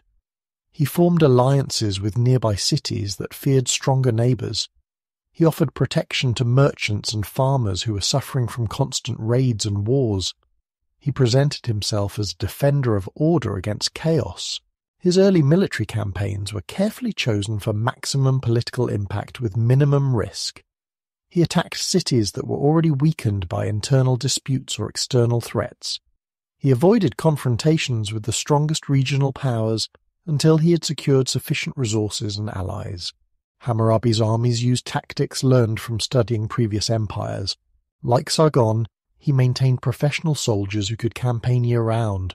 Like the Sumerians, he employed sophisticated siege techniques to capture fortified cities, but he added innovations of his own, including improved coordination between different types of forces and better intelligence networks that provided information about enemy plans and capabilities. Diplomacy was equally important to his expansion strategy. Hammurabi negotiated carefully crafted alliances that isolated his enemies while strengthening his own position. He would form partnerships with two cities against a third, then later ally with that third city against one of his former partners. His diplomatic maneuvers were so complex that enemies often found themselves surrounded by hostile or neutral neighbors before they realized what was happening. Economic warfare complemented military and diplomatic efforts. Babylon's merchants could offer better terms than competitors because they had imperial backing. Babylonian workshops could underprice rival producers because they had access to raw materials from across Hammurabi's growing kingdom. Cities that depended on Babylonian trade found it difficult to resist Babylonian political demands. Religious legitimacy provided crucial support for Hammurabi's expanding authority. He presented his conquests as restoration of proper order rather than aggressive imperialism. He claimed that the god Marduk had chosen him to reunite Mesopotamia under righteous rule. He sponsored restoration projects at ancient temples and supported traditional religious ceremonies. By 1763 BC, after nearly 30 years of patient expansion, Hammurabi controlled most of Mesopotamia. His kingdom stretched from the Persian Gulf to the edges of Anatolia. Cities that had been independent for centuries now acknowledged Babylonian supremacy. The political fragmentation that had followed the Akkadian collapse was finally ending, but Hammurabi understood that military conquest was only the beginning of empire building.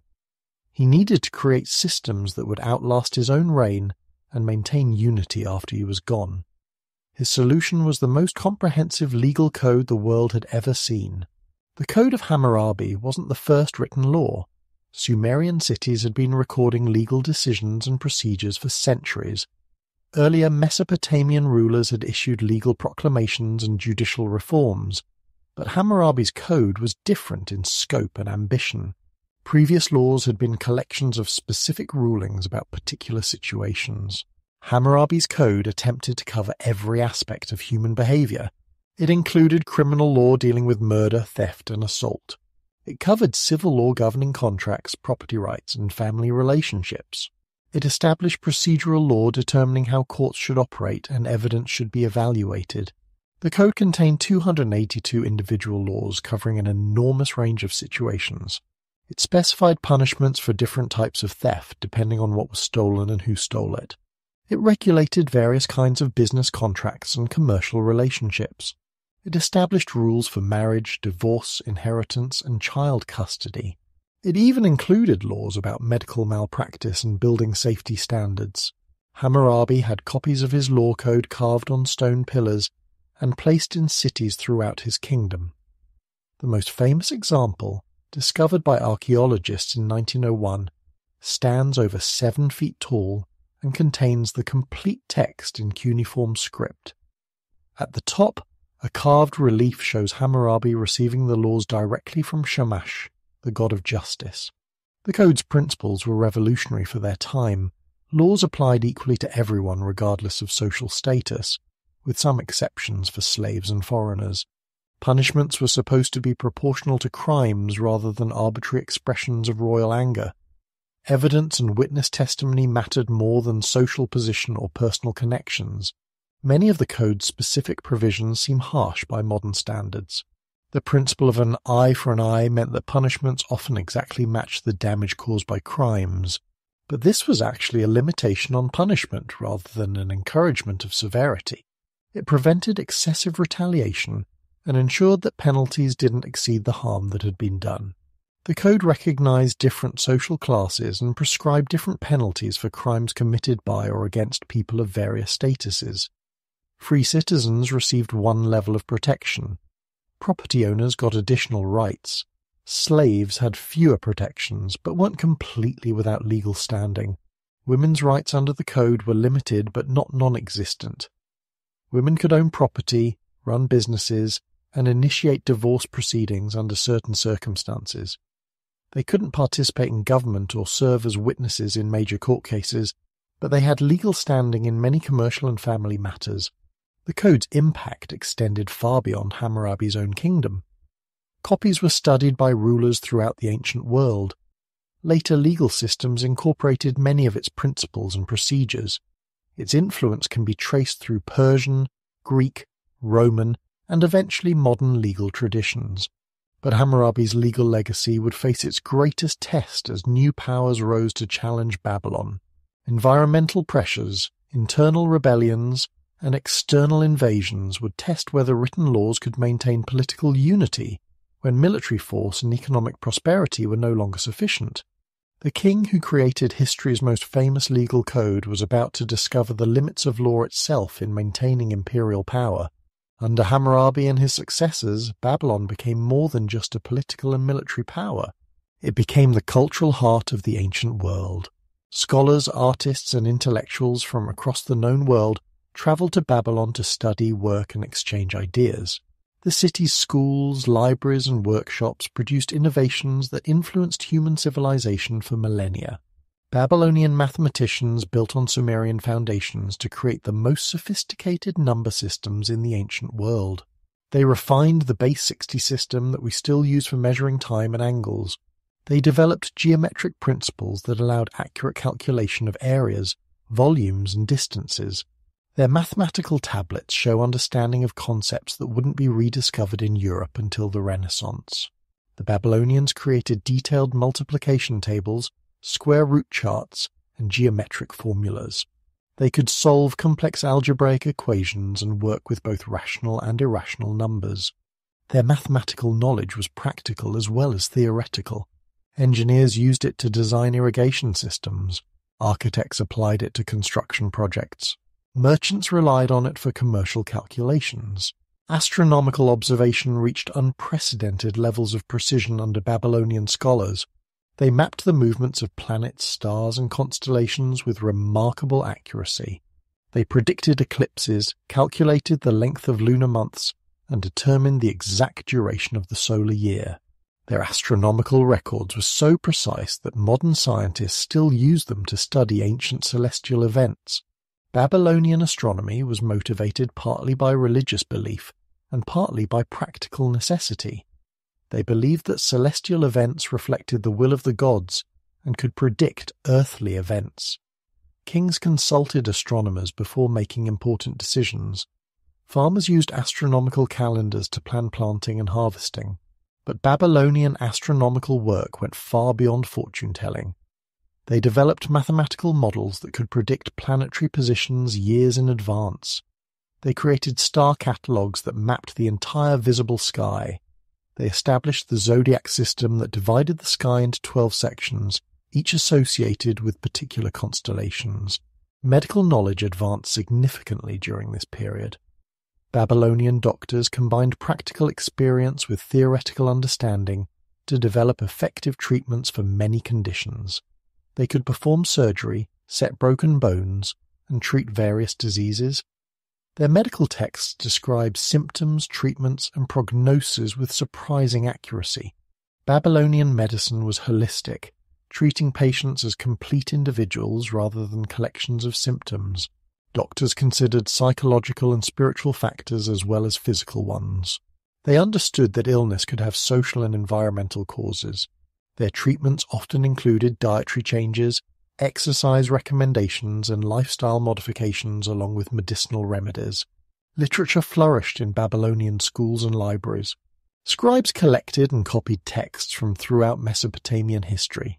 They preserved Sumerian epics, Akkadian historical chronicles, and contemporary Babylonian works. The Epic of Gilgamesh reached its final form during this period, becoming the masterpiece that would influence storytelling traditions for thousands of years. New literary forms emerged from the cosmopolitan environment of Babylonian cities. Poets experimented with different meters and rhyme schemes. Storytellers developed more complex narrative structures. Religious writers created sophisticated theological works that explored the relationships between gods and humans in unprecedented depth. Artistic achievements reached extraordinary levels during the Babylonian Golden Age. Sculptors created works of stunning realism and emotional power. Their portrait sculptures captured individual personalities with psychological insight that wouldn't be matched for centuries. Their relief carvings told complex stories with sophisticated visual techniques. Metalworking advanced to new heights of technical and artistic excellence.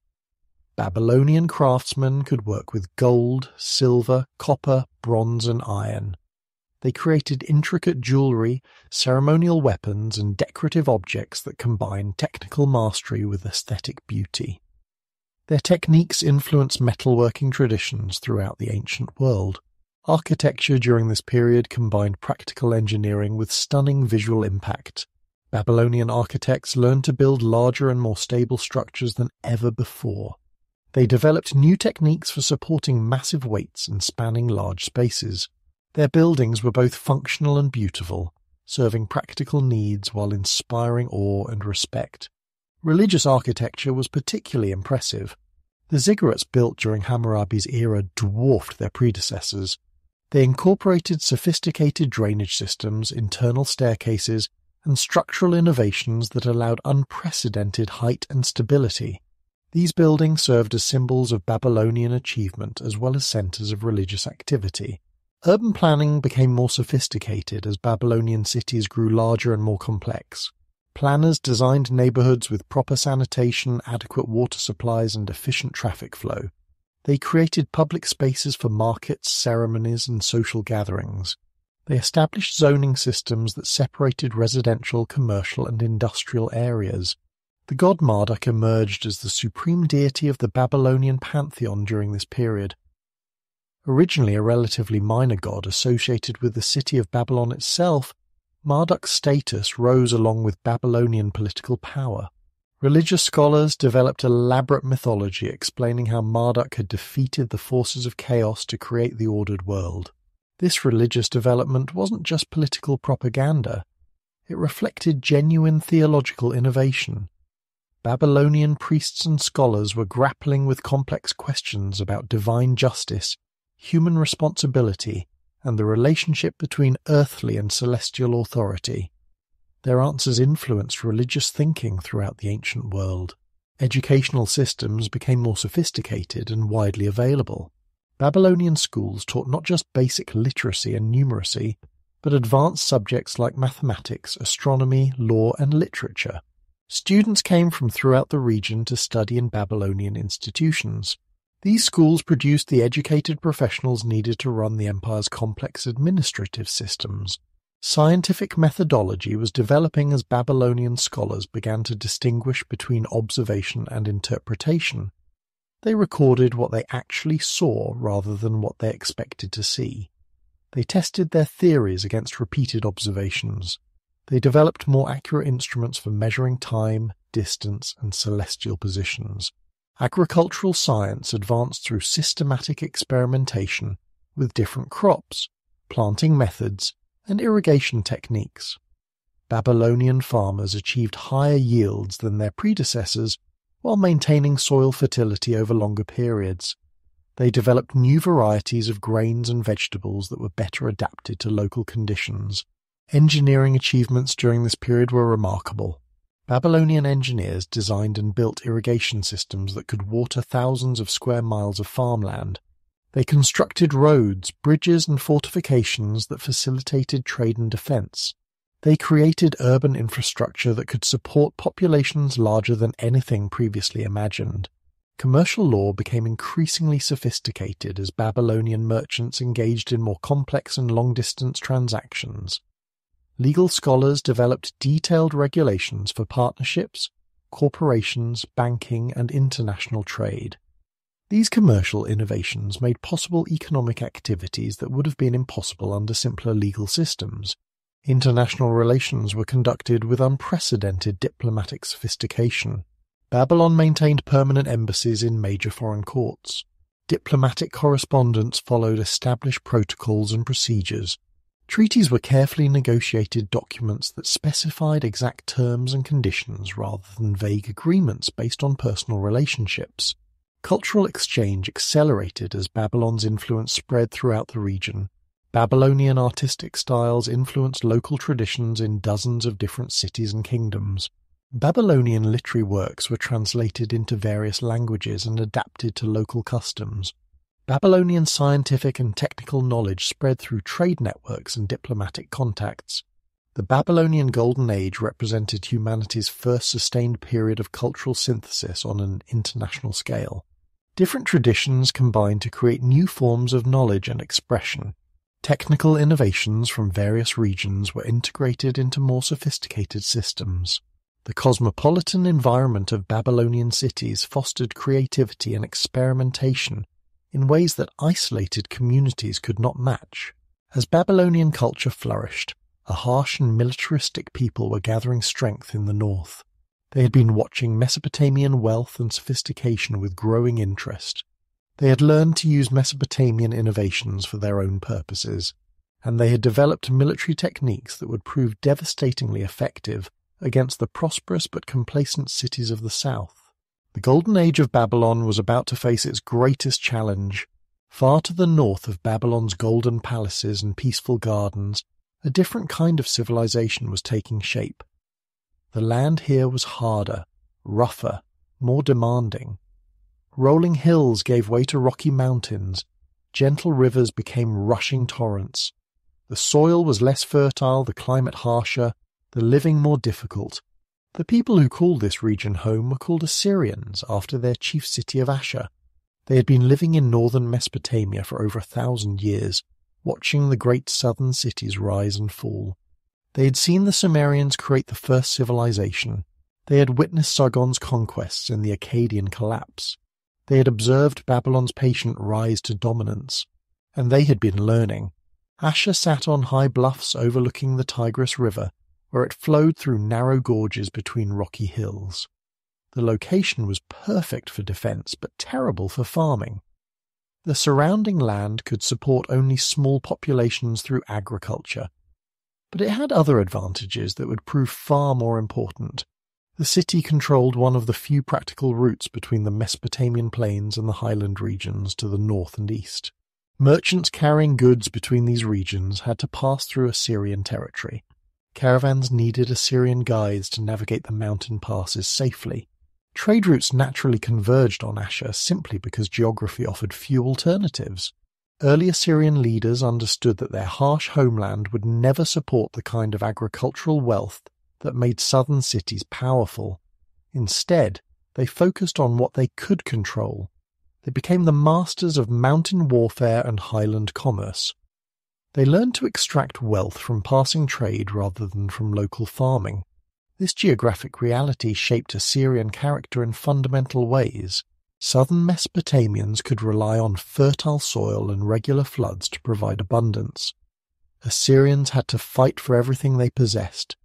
Southern cities could afford to be peaceful and scholarly. Assyrian communities developed warrior traditions out of necessity. The mountains around Ashur contained valuable resources that the fertile southern plains lacked entirely. Iron ore could be mined from highland deposits. Timber came from mountain forests. Stone quarries provided building materials. Most importantly, the rough terrain bred horses that were stronger and more enduring than the animals raised on flat plains. Assyrian merchants became specialists in extracting and trading these highland resources. They developed mining techniques that allowed deeper excavation of metal ores. They created transportation systems that could move heavy materials across difficult terrain. They established trading relationships with peoples living in regions that southern merchants never reached. But commerce in the northern highlands required military protection in ways that southern trade did not. Mountain peoples were often nomadic or semi-nomadic. They had warrior traditions and little respect for commercial law. Successful Assyrian merchants needed to be fighters as well as traders. Every caravan was a potential military expedition. This combination of commerce and warfare produced a unique culture. Assyrian society valued both profit and martial prowess. Success was measured not just by accumulated wealth, but by victories in battle. Social advancement came through military achievement as much as commercial success. Even merchant families maintained warrior traditions and military training. Religious beliefs reflected these cultural values. The Assyrian patron god was also named Ashur after the city. But unlike the agricultural and fertility deities favoured in southern cities, Ashur was primarily a war god. He was portrayed as a divine warrior who led Assyrian armies to victory over their enemies. Religious ceremonies emphasized martial themes and military virtues. Political organization developed differently in this highland environment. Southern cities could support large populations through intensive agriculture, allowing for complex hierarchies and specialized administration. Assyrian communities remained smaller and more militarized. Leadership was often based on military success rather than hereditary authority or religious position. The constant need for military readiness meant that all Assyrian men received warrior training regardless of their primary occupations. Farmers learned to fight as well as plant crops. Craftsmen could wield weapons as skillfully as tools. Merchants were expected to defend their own caravans. This created a society where military skills were universal rather than specialized. Assyrian communities developed innovative approaches to mountain warfare that southern armies couldn't match. They learned to fight effectively on steep slopes and rocky terrain. They mastered techniques for besieging hilltop fortresses. They developed cavalry tactics that took advantage of their superior horses and riding skills. Women in Assyrian society had different roles than their southern counterparts. The harsh environment and constant military threats meant that everyone, including women, needed to contribute to community defense. Assyrian women often learned to use weapons and participate in defending their cities during sieges. Some even accompanied armies as support personnel and medical specialists. Trade networks expanded gradually as Assyrian merchants established relationships throughout the highland regions. They created trading posts in strategic locations along mountain passes. They negotiated agreements with local chiefs and tribal leaders.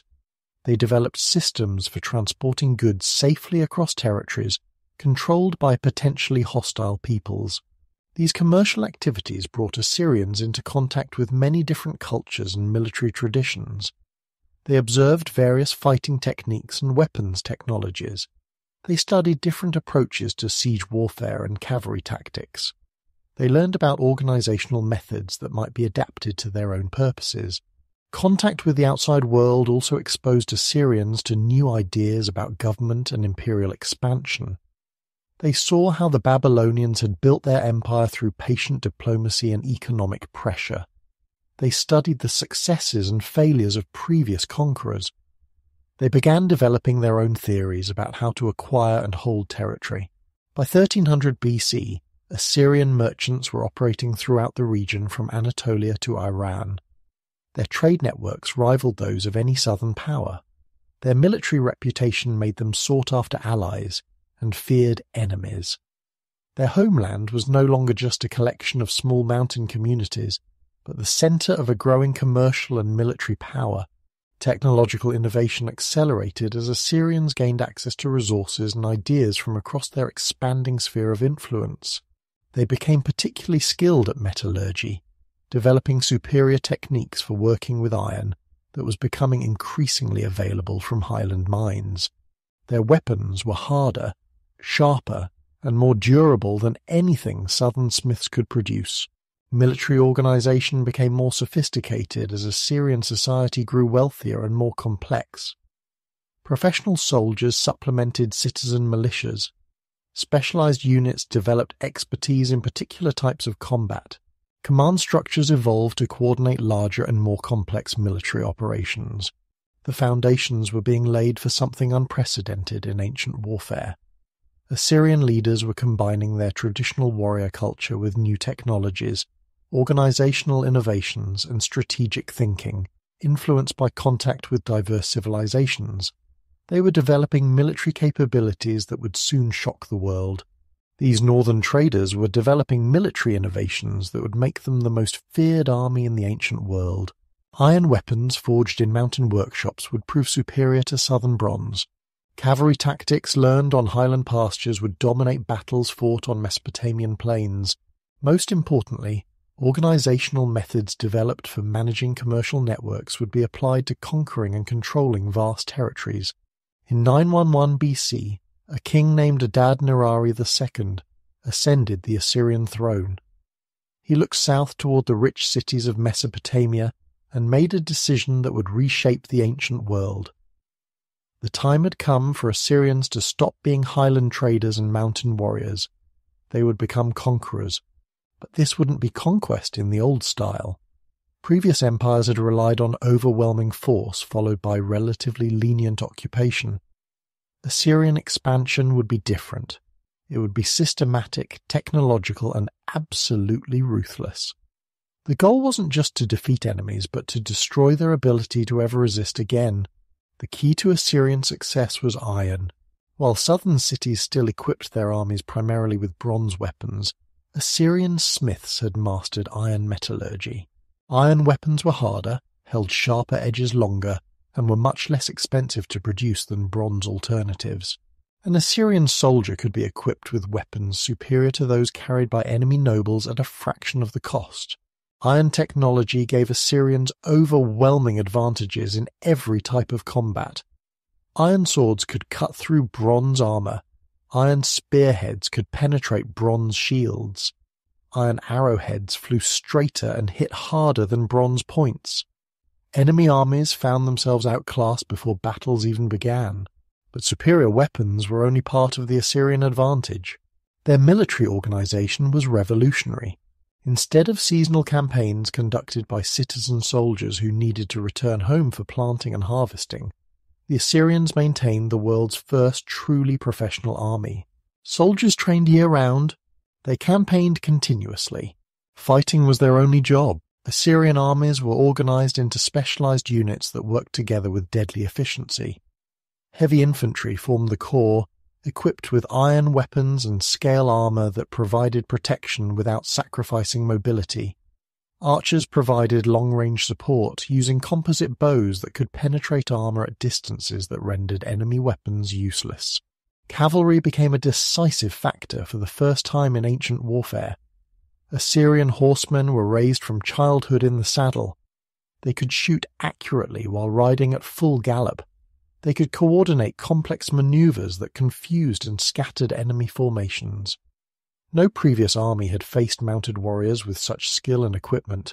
Siege warfare reached new levels of sophistication under Assyrian military engineers. They built massive battering rams mounted on wheeled platforms that could breach even the strongest walls. They constructed siege towers that allowed soldiers to attack defenders at the tops of fortifications. They developed undermining techniques that could collapse entire sections of city walls. Most importantly, Assyrian armies could operate independently of local supply sources for extended periods. They carried portable equipment for making weapons and tools. They had medical personnel who could treat wounded soldiers and get them back into combat quickly. They used standardized equipment that could be repaired or replaced easily in the field. Command and control systems were more advanced than anything previously seen. Assyrian generals could coordinate the movements of multiple army corps across hundreds of miles. They used written orders, signal systems, and intelligence networks that provided detailed information about enemy positions and intentions. No army in the ancient world could match their operational efficiency.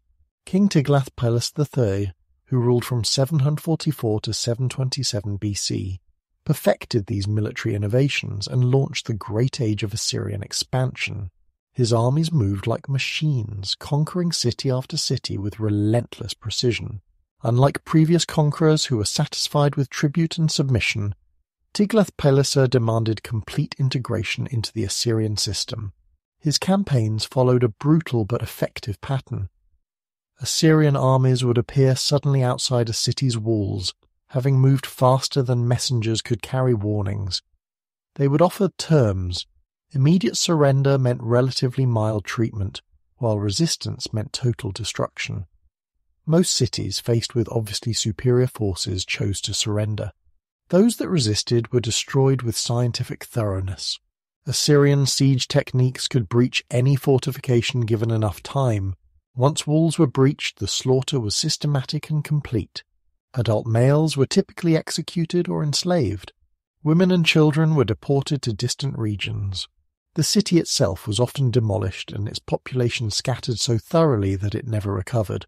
Sargon II, who ruled from 722 to 705 BC, expanded Assyrian control to its greatest extent. His armies conquered territories from Egypt to Iran. They defeated peoples who had never before been conquered by anyone.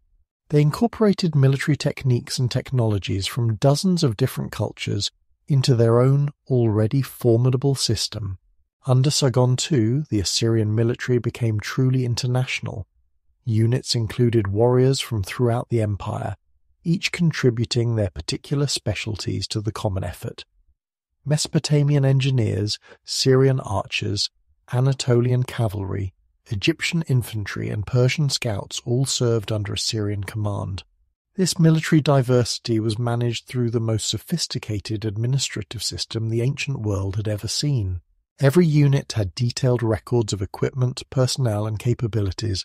Supply systems could keep armies operating thousands of miles from their bases for years at a time. Communications networks allowed central command to coordinate operations across the entire empire.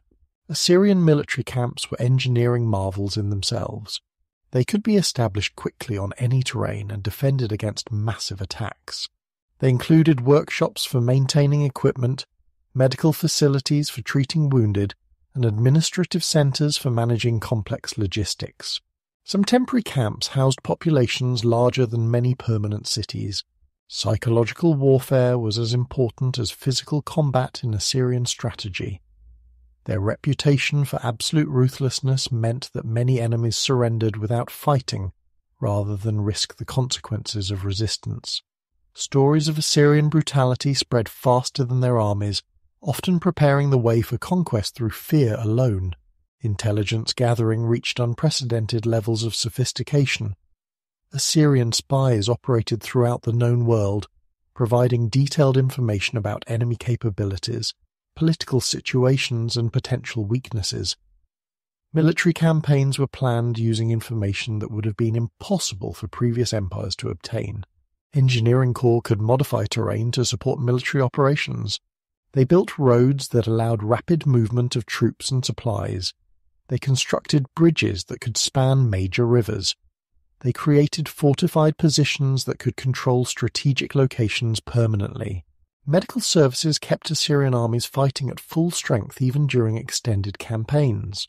Military surgeons could treat battle wounds effectively.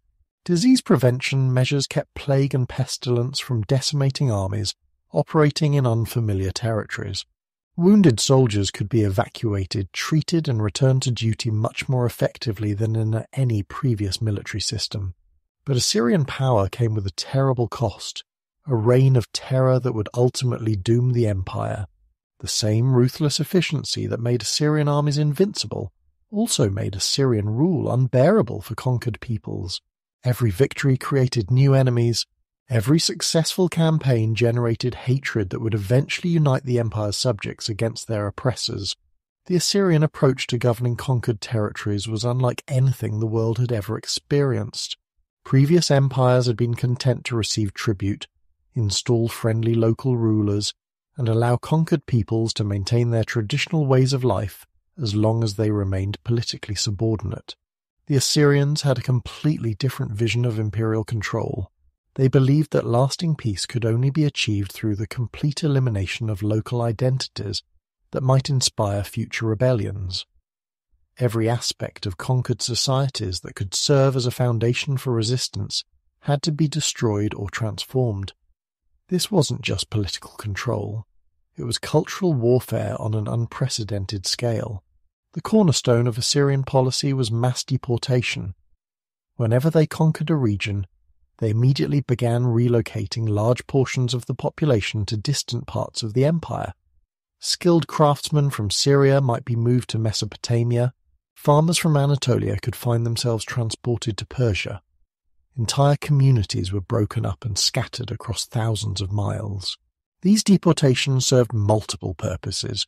They removed potential leaders who might organize rebellions. They broke up social networks that could support resistance movements.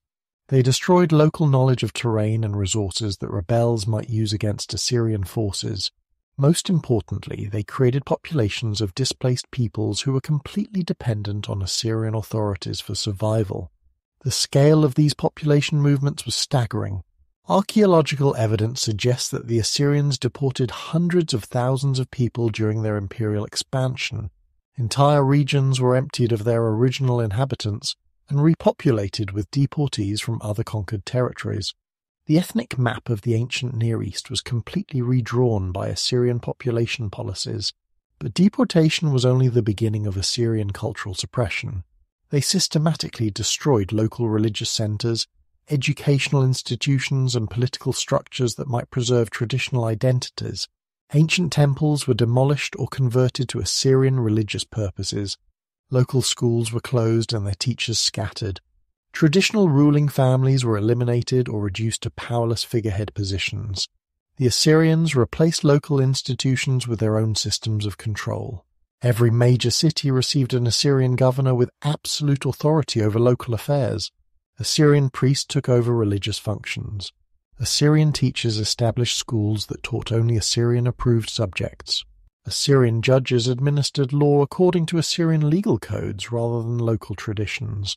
Economic exploitation was equally systematic. Conquered territories were treated as sources of wealth to support the Assyrian military machine. Local populations were required to provide not just tribute payments, but also forced labor for imperial construction projects. Entire regions were organized around producing specific goods needed by the Assyrian economy. Agricultural areas were reorganized to maximize production of grains needed to feed Assyrian armies. Mining regions were expanded to provide metals for Assyrian weapons and tools. Craft-producing areas were required to focus on goods needed by the imperial administration. Local needs and preferences were completely ignored in favor of imperial requirements. The tribute system reached levels of sophistication and rapacity that amazed even contemporary observers. Every conquered territory was assessed for its maximum productive capacity, then required to deliver fixed quantities of goods and services regardless of local conditions. Failure to meet tribute requirements resulted in military intervention and additional punishment. Palace reliefs from Assyrian royal centers provide graphic illustrations of how this system operated. Stone carvings show endless processions of conquered peoples bringing tribute to Assyrian kings. They depict the systematic torture and execution of rebellious leaders. They celebrate the destruction of enemy cities in loving detail. These reliefs weren't just artistic decoration. They were propaganda designed to intimidate visitors and demonstrate Assyrian power. Foreign ambassadors walking through Assyrian palaces would see exactly what happened to peoples who resisted imperial authority. The message was clear. Submission was the only rational choice. The Assyrians developed new techniques of psychological warfare that amplified the impact of their military victories. After capturing a city, they would publicly torture and execute its leaders in ways designed to maximize terror among surviving populations. They would destroy cultural monuments and religious symbols that provided emotional comfort to local peoples. Documentation of these activities was deliberately widespread. Assyrian scribes kept detailed records of deportations, executions, and destruction. These records were copied and distributed throughout the empire, ensuring that everyone knew exactly what happened to communities that chose resistance over submission. Fear became a weapon as effective as iron swords. Cultural suppression extended to language and literature. The Assyrians actively discouraged the use of local languages in official contexts and educational institutions. They promoted Assyrian, actually Akkadian written in Assyrian script, as the only acceptable language for government, commerce, and higher learning. Local literary traditions were suppressed or transformed to serve Assyrian political purposes. Religious persecution was particularly thorough and devastating. Local gods were either eliminated entirely or subordinated to Assyrian deities in ways that destroyed their original meaning and significance. Religious festivals were banned or modified beyond recognition. Priestly classes that had preserved local traditions for centuries were scattered or eliminated. The Assyrians understood that religion was often the strongest source of local identity and potential resistance. By destroying religious institutions and practices, they struck at the deepest foundations of conquered societies. Peoples who had maintained their identities through centuries of political turmoil found themselves cut off from their spiritual roots. Intermarriage policies were designed to accelerate the breakdown of local identities. Assyrian colonial administrators were encouraged to marry local women, but their children were raised as Assyrians rather than as members of their mother's ethnic groups. Local elites were pressured to marry their children to Assyrian colonists, diluting traditional bloodlines and loyalties. Educational indoctrination began at early ages. Children in conquered territories were systematically taught that their traditional cultures were inferior, and that Assyrian ways represented progress and civilization. Local histories were rewritten to portray Assyrian conquest as liberation from primitive conditions rather than foreign domination. The cumulative effect of these policies was the creation of a cultural desert throughout the Assyrian Empire. Distinctive local traditions that had developed over centuries were eliminated within a few generations. Peoples who had maintained their identities through countless previous conquests found themselves becoming indistinguishable from their neighbours under Assyrian rule. But this systematic cultural suppression created a reaction that the Assyrians never anticipated. Instead of creating loyal subjects, their policies generated a level of hatred that transcended traditional ethnic and political boundaries. Peoples who had been enemies for centuries began to recognize their common suffering under Assyrian oppression. Secret networks developed among deportee populations throughout the empire. Displaced peoples from different regions shared information about Assyrian weaknesses and vulnerabilities. Religious leaders who had been scattered to distant territories began developing new forms of resistance that drew on shared experiences of persecution rather than traditional local loyalties. The very efficiency of Assyrian cultural suppression became a source of weakness. By destroying local differences and creating common experiences of oppression, they inadvertently created the foundation for empire-wide rebellion. Peoples who had never cooperated before began to see possibilities for unified resistance. Military costs escalated as the empire expanded and resistance movements became more sophisticated. Maintaining control over culturally suppressed but actively hostile populations required ever larger garrison forces and more extensive surveillance systems. The economic burden of oppression began to exceed the wealth extracted through tribute and exploitation. The very brutality that built the Assyrian Empire would inspire a coalition determined to destroy it utterly. In Babylon, Egyptian-influenced priests were developing new forms of resistance theology that portrayed the Assyrians as enemies of all civilization. In the mountains of Iran, Median and Persian chiefs were learning to coordinate their activities against common oppressors. Throughout the empire, the seeds of rebellion were germinating in the soil of shared suffering and cultural devastation. By 650 BC, cracks were appearing in the Assyrian war machine that had terrorized the world for over a century. The empire had grown too large, too brutal, and too expensive to maintain. Garrison troops were spread thin across vast territories. Rebellions flared constantly in distant provinces. The cost of suppressing resistance was draining the imperial treasury faster than tribute could refill it. But the real problem wasn't military or economic, it was psychological. The Assyrians had created something unprecedented in human history: universal hatred. Every people they had conquered, every culture they had suppressed, every family they had torn apart through deportation, shared a common desire to see Assyrian power destroyed forever. In Babylon, an ambitious governor named Nabopolassar was quietly building the coalition that would bring down the Assyrian Empire. He wasn't just another local rebel trying to regain independence for his city. He was organizing the largest military alliance the ancient world had ever seen. Nabopolassar understood that defeating the Assyrians required more than just military force. It required psychological warfare that could turn the empire's greatest strength, its reputation for invincible brutality, into a fatal weakness. He began spreading a simple but powerful message throughout the empire. The Assyrians were not invincible gods of war, but mortal men who could be defeated and destroyed. Secret messengers carried communications between resistance groups throughout the empire. In Egypt, Pharaoh Psamtik was rebuilding Egyptian military power with Greek mercenaries and new weapons technology. In the Zagros Mountains, Median chieftains were uniting their tribes under a single military command. In Anatolia, various kingdoms were coordinating their defense plans and preparing for coordinated rebellion. The key to success was timing. All these rebellions had to begin simultaneously, before Assyrian forces could be concentrated against any single threat. Nabopolassar spent years coordinating this massive undertaking, ensuring that when the signal came, the entire empire would explode into rebellion at the same moment.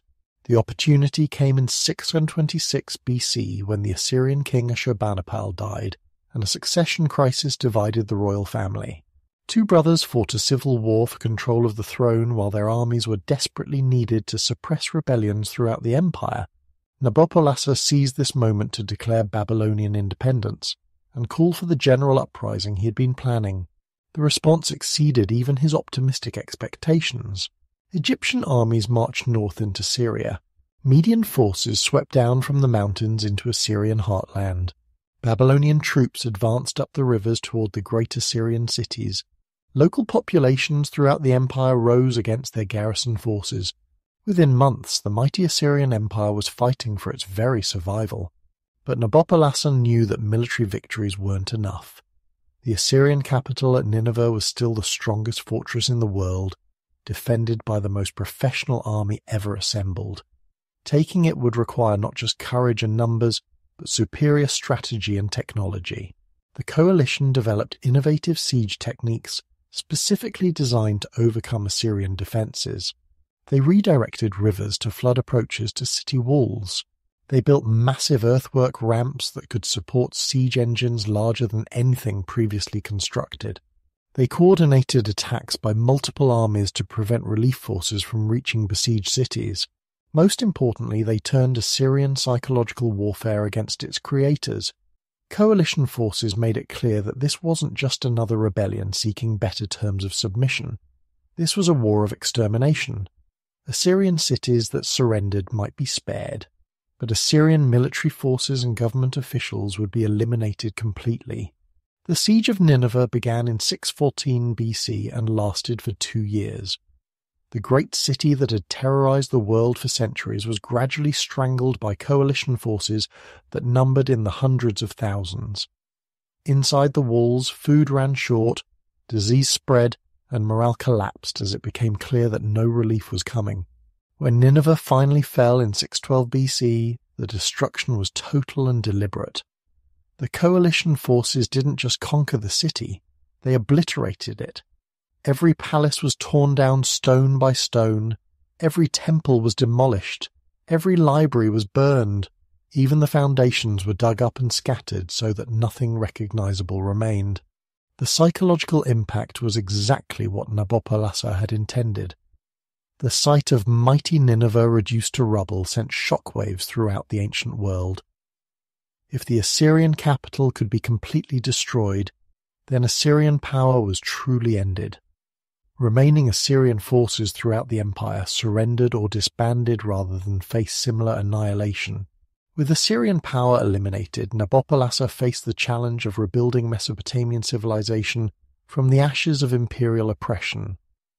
The region had been devastated by over a century of brutal rule. Populations had been scattered through deportation. Traditional cultures had been suppressed. Economic systems had been distorted to serve imperial needs rather than local requirements. Nabopolassar's approach to reconstruction was revolutionary. Instead of simply restoring the old Babylonian system that had existed before Assyrian conquest, he created something entirely new.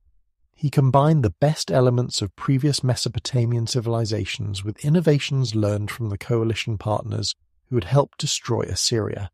The new Babylonian state was founded on principles directly opposite to Assyrian methods. Where the Assyrians had suppressed local cultures, the new Babylon celebrated diversity and cultural achievement. Where the Assyrians had ruled through terror, the new Babylon sought to govern through prosperity and justice. Where the Assyrians had exploited conquered territories, the new Babylon sought to create mutually beneficial relationships with neighboring peoples. Trade networks were rebuilt using diplomatic rather than military methods. Babylonian merchants offered fair terms and reliable service, rather than relying on imperial force to compel business relationships. Commercial law was reformed to protect all parties in transactions rather than favoring Babylonian interests exclusively. Religious tolerance became a hallmark of the new Babylonian approach. Temples destroyed by Assyrian forces were rebuilt with royal support. Deported peoples were encouraged to return to their ancestral homes and restore their traditional religious practices. Foreign gods were welcomed in Babylonian cities rather than suppressed or subordinated to local deities. Cultural revival accelerated as scholars and artists who had been scattered by Assyrian persecution returned to their homeland. Libraries were re-established and filled with texts recovered from throughout the former empire. Schools reopened with curricula that included subjects banned under Assyrian rule. Artistic traditions that had been nearly extinguished began to flourish once again. The military was reorganized along completely different principles than the Assyrian model. Instead of professional forces designed primarily for conquest and suppression, the new Babylonian army focused on defense and peacekeeping. Foreign mercenaries and allied contingents served alongside Babylonian units in a system that emphasized cooperation rather than domination. Economic recovery was remarkably rapid. Without the burden of supporting massive military campaigns and extensive occupation forces, resources could be devoted to productive activities. Agriculture flourished as farmers could keep more of their harvests for local needs. Crafts and manufacturing expanded as artisans gained access to materials and markets that had been restricted under imperial control. Population growth resumed as families separated by deportation were reunited and refugee communities returned to their ancestral lands.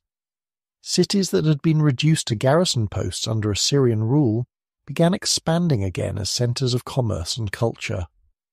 The demographic recovery of Mesopotamia exceeded all expectations. Diplomatic relations with neighboring powers were established on foundations of mutual respect rather than intimidation. Egypt, which had been a crucial coalition partner in destroying Assyria, became a friendly ally rather than a conquered territory.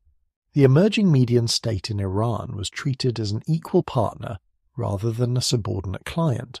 These diplomatic relationships provided security without the enormous costs of military domination. By 605 BC, when Nabopolassar died and passed the throne to his son Nebuchadnezzar II, the Babylonian Renaissance was in full swing. The devastation left by Assyrian rule had been not just repaired, but transformed into the foundation for unprecedented prosperity and cultural achievement. The stage was set for one of the most remarkable building programs in ancient history. This reborn Babylon would witness the construction of one of the ancient world's greatest wonders. Under Nebuchadnezzar II, the city would be transformed from a regional power center into a monument to human achievement, that would inspire awe and admiration for thousands of years to come. When Nebuchadnezzar II became king of Babylon in 605 BC, he inherited a rapidly growing empire and virtually unlimited resources. His father Nabopolassar had destroyed Assyrian power and restored Babylonian independence. Now it was time to show the world what Mesopotamian civilization could achieve when freed from the burden of imperial oppression. Nebuchadnezzar was only in his 20s when he took the throne, but he had already proven himself as both a military commander and an administrator. He had led successful campaigns against Egypt and established Babylonian control over the vital trade routes connecting Mesopotamia with the Mediterranean world. More importantly, he had developed a vision of what Babylon could become. His dream was simple, but breathtakingly ambitious. He wanted to make Babylon the most beautiful city the world had ever seen. Not just the largest or most powerful, but the most magnificent. A place where art, architecture and engineering reached heights that would inspire wonder in visitors from across the known world. The resources were certainly available. Tribute flowed in from territories throughout the former Assyrian Empire. Trade revenues increased as merchants flocked to Babylon's peaceful markets. Agricultural productivity soared as farmers gained security and incentives to improve their techniques. For the first time in over a century, Mesopotamian wealth could be devoted to creation rather than destruction. Nebuchadnezzar began with the city walls. Previous Babylonian fortifications had been impressive, but he envisioned something unprecedented. The new walls would be not just defences, but artistic statements. They would demonstrate Babylonian engineering capabilities while creating a visual experience that would overwhelm anyone approaching the city. Construction began on a double wall system that enclosed an area larger than any previous city in the world. The outer wall stood over 25 feet high and was wide enough for 2 4-horse chariots to pass each other on top. The inner wall rose even higher and was decorated with glazed brick reliefs showing dragons, lions, and other mythological creatures in brilliant colours. Between the walls lay a defensive space wide enough to contain gardens, exercise areas, and emergency housing for the entire population. This wasn't just military engineering. It was urban planning on a scale that wouldn't be matched for over 1,000 years. The walls themselves became one of the wonders that visitors came specifically to see. But Nebuchadnezzar's masterpiece was the Ishtar Gate, the main entrance to the inner city. No gate in any previous civilization had attempted anything comparable to what Babylonian artisans created. The entire structure was covered with glazed bricks in brilliant blue, with relief sculptures of yellow and white animals decorating every surface. The gate rose over 50 feet high and was flanked by towers that soared even higher. Visitors approaching from the north saw a wall of brilliant colour that seemed to glow in the sunlight. The artistic sophistication rivaled anything produced in the modern world, yet it was created over 2,500 years ago using techniques that required incredible skill and patience.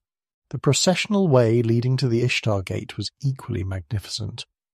Paved with limestone and red breccia, it was lined with walls decorated with over 120 glazed brick lions. The entire approach to the city centre became an artistic experience designed to inspire awe and demonstrate Babylonian cultural achievement. Inside the walls, Nebuchadnezzar rebuilt the entire city centre according to a unified plan that integrated religious, governmental and residential areas. The great ziggurat of Marduk, known to later peoples as the Tower of Babel, was reconstructed to unprecedented height and magnificence. Archaeological evidence suggests it may have reached over 300 feet into the sky. The royal palace complex became a wonder in itself. Multiple courtyards were connected by halls decorated with glazed brick reliefs, showing scenes of royal power and divine protection. Throne rooms could accommodate thousands of visitors for state ceremonies. Private apartments provided luxury that exceeded anything available to contemporary rulers anywhere in the world. But Nebuchadnezzar's most famous creation was the structure known to history as the Hanging Gardens of Babylon. Ancient writers described terraced gardens rising in steps like a green mountain in the heart of the city. Water was somehow raised to the highest levels to keep exotic plants flourishing in the desert climate. The engineering required for the hanging gardens challenged the limits of ancient technology. Water had to be lifted hundreds of feet using systems of screws, pulleys and pumps operated by human or animal power. The structural foundations had to support not just the weight of soil and plants, but also the constant moisture that would ordinarily destroy ancient building materials. Whether the hanging gardens existed exactly as later writers described them remains debated by scholars, but there's no doubt that Nebuchadnezzar created garden spaces within his palace complex that amazed contemporary visitors. Babylonian engineering was certainly capable of the irrigation systems required, and the economic resources were available for such ambitious projects. The cultural impact of Nebuchadnezzar's building program extended far beyond Babylon itself. Craftsmen and artists from throughout the known world came to work on these projects, bringing techniques and ideas that enriched Mesopotamian traditions. The fusion of different artistic styles created distinctive new forms that influenced art and architecture for centuries. Religious architecture reached new heights of sophistication during Nebuchadnezzar's reign. Temples weren't just rebuilt, they were reimagined as integrated complexes that served multiple functions. The Temple of Marduk included not just religious spaces, but also libraries, schools, workshops, and administrative offices. These complexes became centers of learning and culture as well as religious worship. Urban infrastructure was completely modernized to support the city's growing population and economic activity. Streets were widened and paved with fired brick. Drainage systems prevented flooding during river-high water. Public buildings included markets, baths, and entertainment facilities that served residents from all social levels. Housing for ordinary citizens was improved dramatically during this period. Even modest homes included features like indoor plumbing and private courtyards that had previously been available only to the wealthy. Building codes ensured structural safety and sanitary standards that protected public health. The quality of life for average Babylonians probably exceeded that of most medieval European cities. Manufacturing districts were established with workshops specializing in particular crafts. Metalworkers, textile producers, potters, jewelers, and other artisans could focus on their specialties while benefiting from shared infrastructure and resources. This industrial organization increased both productivity and artistic quality. International trade flourished as merchants were attracted to Babylon's magnificent facilities and favorable business environment. The city became the commercial center for trade networks extending from India to Europe. Goods from across the known world could be found in Babylonian markets, while Babylonian products were prized throughout the ancient world. Educational institutions were expanded and improved to train the administrators, engineers, and artisans needed for the city's ambitious projects. The Royal Library collected texts from throughout the ancient world, creating the largest repository of human knowledge that had ever existed. Schools taught not just local traditions, but international languages and customs needed for diplomatic and commercial success. Military engineering reached new levels of sophistication as Nebuchadnezzar's forces campaigned throughout the region. Siege equipment became more powerful and effective. Fortification techniques were improved based on lessons learned from recent conflicts. The Babylonian army became known for its engineering capabilities as much as its fighting skills. The psychological impact of these achievements was enormous. Visitors from throughout the ancient world returned home with stories of Babylonian magnificence that seemed almost impossible to believe. These accounts spread Babylon's reputation far beyond its political boundaries, creating cultural influence that exceeded even its military power. Nebuchadnezzar's building projects required coordination of resources and personnel on an unprecedented scale. Thousands of workers had to be organized, fed, housed, and paid.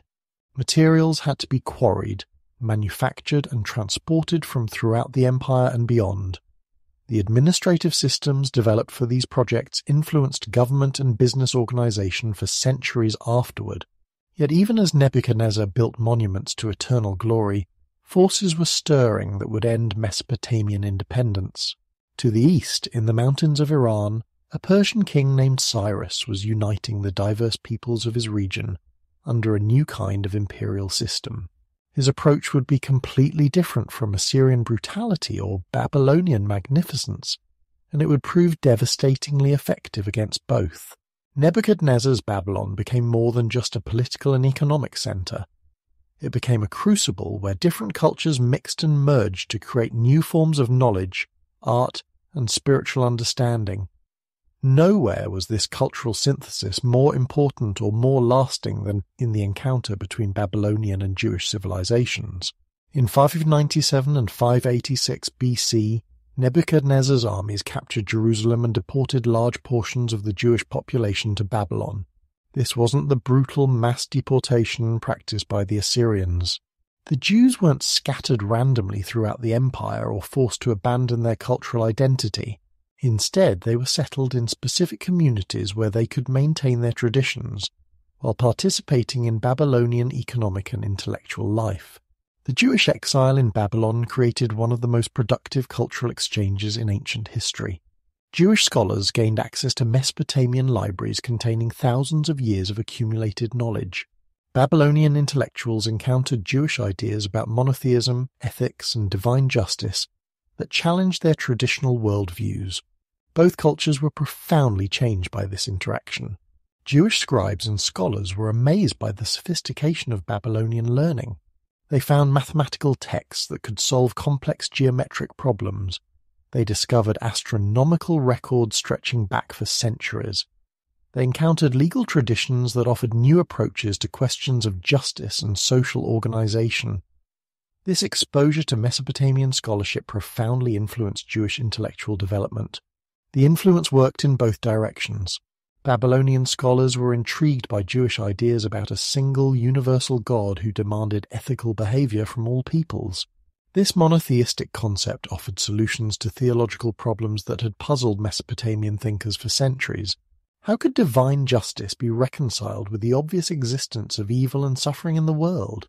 Jewish theology was transformed by exposure to Babylonian ideas about cosmic history and divine purpose. The creation stories in Genesis show clear influences from Mesopotamian mythology, but adapted to express Jewish beliefs about divine sovereignty and human responsibility. The flood narrative draws on Mesopotamian traditions but reinterprets them to emphasize moral rather than merely physical causation. Babylonian influence on Jewish literature extended far beyond specific stories and images. The very concept of creating comprehensive written texts that could preserve religious traditions for future generations was strengthened by contact with Mesopotamian scribal culture.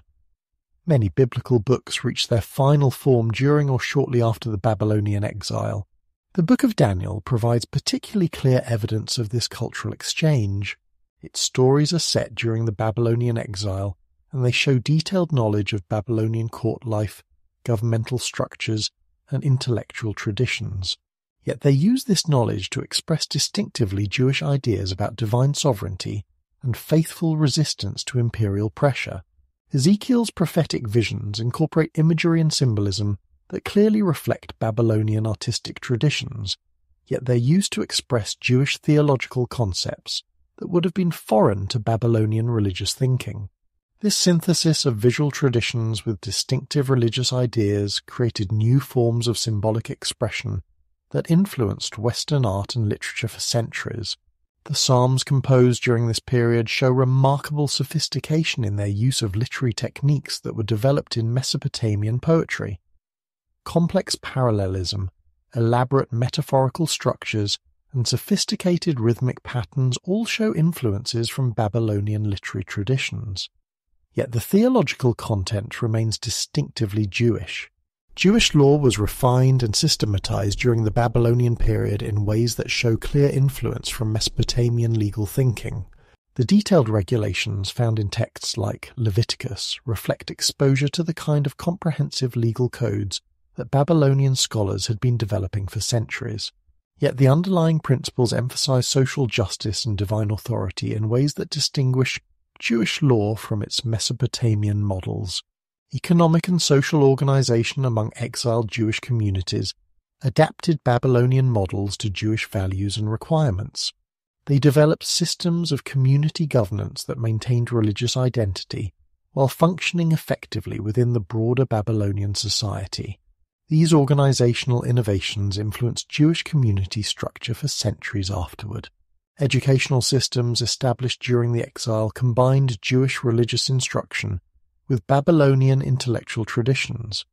Young Jewish men studied Mesopotamian languages, mathematics, and astronomy alongside traditional religious texts. This educational synthesis produced the scholarly traditions that would later flourish in post-exilic Jewish communities. Commercial activities brought Jews into contact with traders and craftsmen from throughout the Babylonian Empire and beyond. This exposure to international business practices influenced Jewish economic thinking and provided practical knowledge that would prove valuable when exile communities later returned to their homeland or established new settlements in other regions. Intermarriage between Jews and Babylonians, while controversial within Jewish communities, created families that bridged both cultures. These mixed families often served as intermediaries in commercial and diplomatic relationships. Their children grew up bilingual and bicultural, carrying forward traditions from both backgrounds. Religious practices evolved during the exile to accommodate life in a foreign land without the temple that had been central to Jewish worship. Synagogue worship, regular prayer, and intensive study of religious texts all developed during this period as alternatives to temple sacrifice. These innovations proved so successful that they continued even after temple worship was restored. Babylonian astronomical knowledge profoundly influenced Jewish understanding of divine providence and cosmic order. The sophisticated mathematical models that Babylonian astronomers used to predict celestial events were interpreted by Jewish thinkers as evidence of divine control over natural processes. This synthesis of scientific observation with religious interpretation influenced both cultures. Medical knowledge was another area of productive exchange. Babylonian physicians had developed effective treatments for many conditions through centuries of observation and experimentation. Jewish medical practitioners adapted these techniques while maintaining religious requirements about ritual purity and dietary restrictions. The resulting medical traditions combined empirical knowledge with religious ethics. Artistic traditions were transformed through this cultural contact. Jewish craftsmen learned Mesopotamian techniques for working with metal, stone, and textile, while adapting them to create objects that expressed Jewish religious values. Babylonian artists were exposed to Jewish symbolic traditions that offered new ways of expressing spiritual concepts. Musical traditions were particularly influenced by this cultural exchange. The sophisticated musical culture of Babylon provided new instruments, scales, and compositional techniques that enriched Jewish religious music. Psalm texts from this period show familiarity with musical terms and concepts that were borrowed from Babylonian traditions. Philosophical thinking was stimulated by the encounter between different intellectual traditions.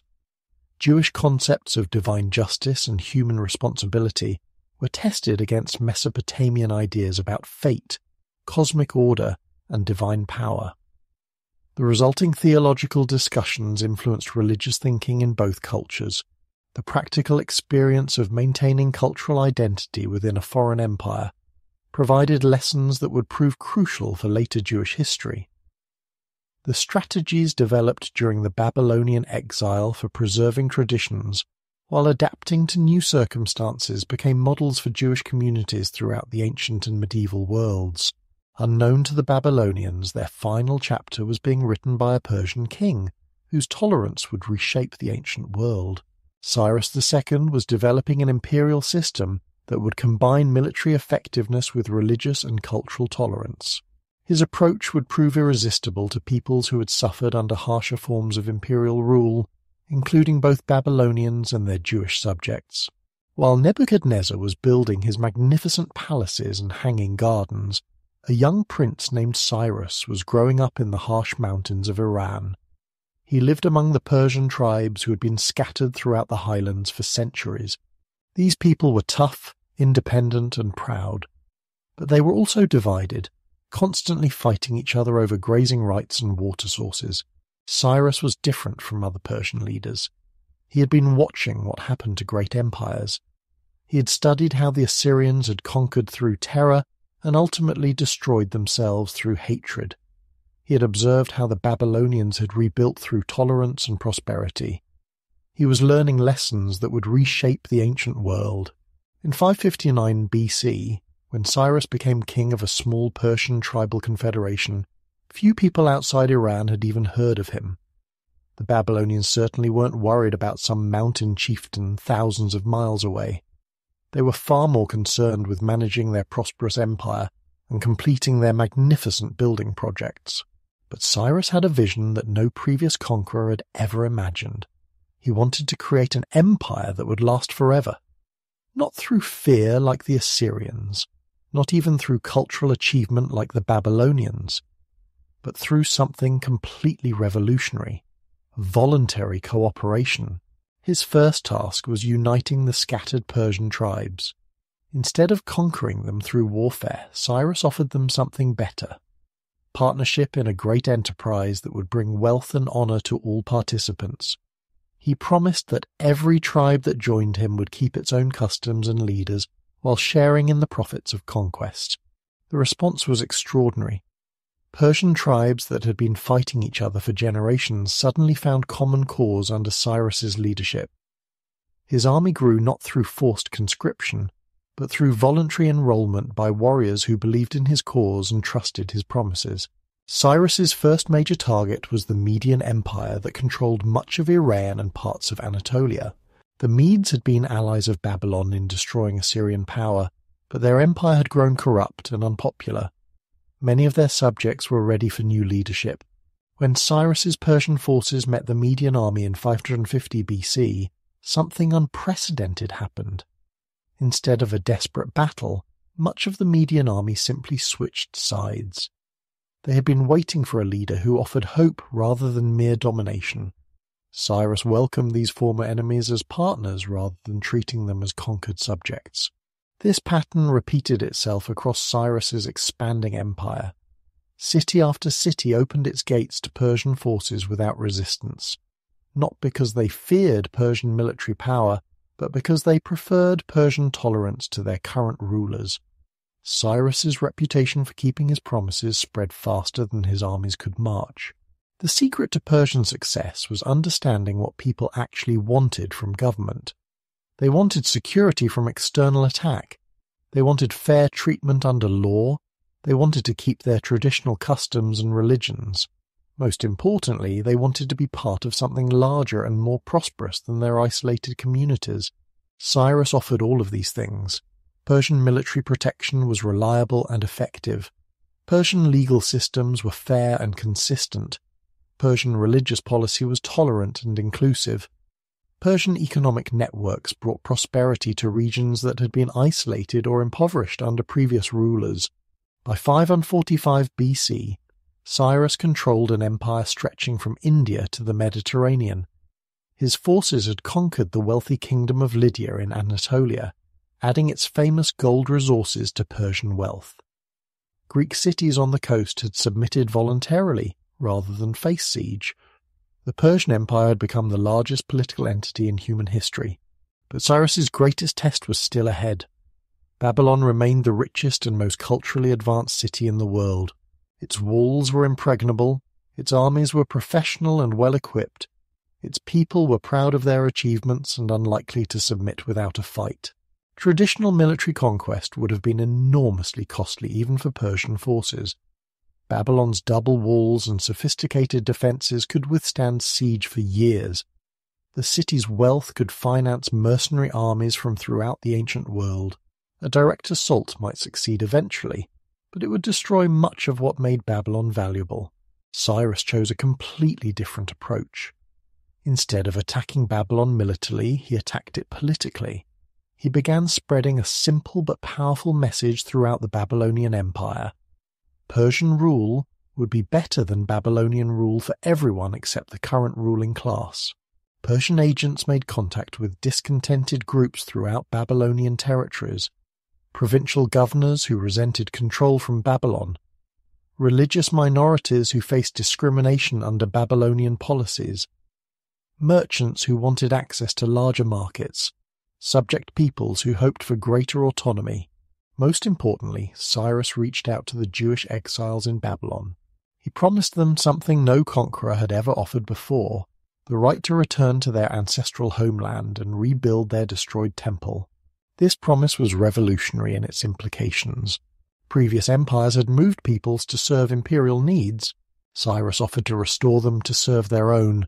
When Persian forces finally approached Babylon in 539 BC, the city was already half conquered through political means. Key officials had been secretly negotiating with Persian representatives. Important military commanders were prepared to switch sides. Even some priests were questioning whether Babylonian resistance served any useful purpose. The actual conquest was almost anticlimactic. Babylonian forces put up token resistance, but their hearts weren't in the fight. The city gates opened to Persian armies without significant bloodshed. Nebuchadnezzar's magnificent fortifications were never seriously tested, because the will to resist had already collapsed. Cyrus's entry into Babylon was carefully orchestrated to demonstrate his new approach to imperial rule. Instead of the traditional conqueror's parade featuring enslaved enemies and captured treasure, Cyrus presented himself as a liberator, restoring proper order to a misruled city. His first act was visiting the Temple of Marduk to receive blessing from Babylon's patron deity. This wasn't just political theatre. It demonstrated that Persian rule would respect local religious traditions rather than suppressing them. Babylonian priests who had expected persecution found themselves honoured and supported. The famous Cyrus Cylinder, a clay document recording his policies, proclaimed principles that were revolutionary for ancient imperial practice. Local customs would be preserved. Deported peoples would be allowed to return home. Temples would be rebuilt at royal expense. Different peoples would be governed according to their own traditions rather than imposed Persian law. These weren't empty promises. Cyrus immediately began implementing policies that fulfilled his commitments. Jewish exiles were not only permitted but encouraged to return to Jerusalem with financial support for rebuilding their temple. Other deported peoples received similar opportunities to restore their ancestral homes and traditions. Local Babylonian officials were retained in their positions rather than replaced with Persian administrators. Babylonian merchants kept their commercial privileges and trading rights. Babylonian scholars continued their work in libraries and schools without interference. The transition to Persian rule was so smooth that many Babylonians barely noticed it had occurred. The economic integration was equally gentle. Babylonian weights, measures, and currency remained in use alongside Persian standards.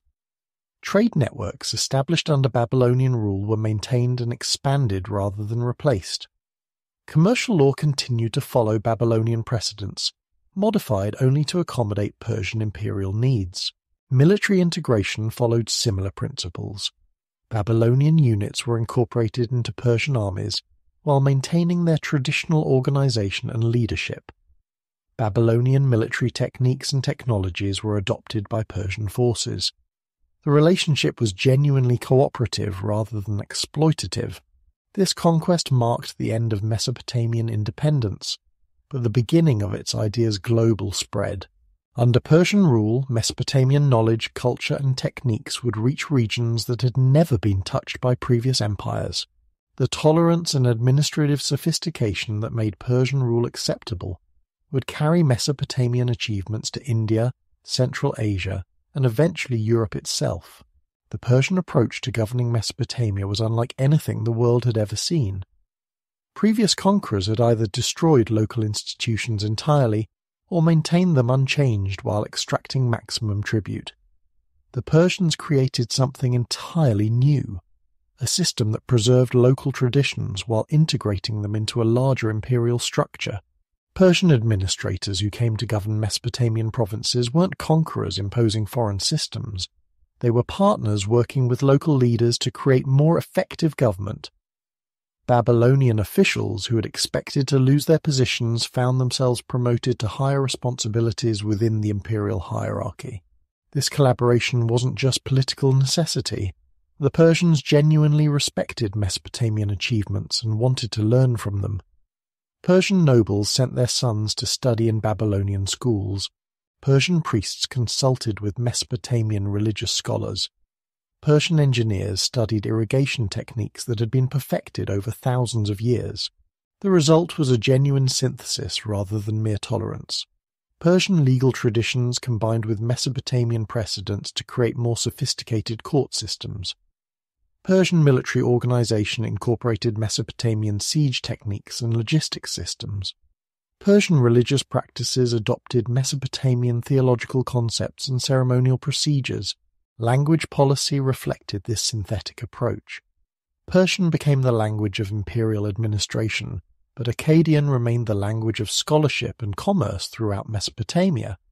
Scribes learned both languages and could translate between different legal and cultural systems as needed. Educational institutions flourished under Persian rule. The royal library at Babylon was expanded with texts from throughout the Persian Empire.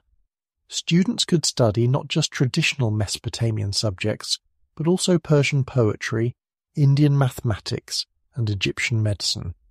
This intellectual environment produced scholars with unprecedented breadth of knowledge. Commercial integration brought enormous benefits to Mesopotamian cities. Persian rule created the largest free trade zone in human history.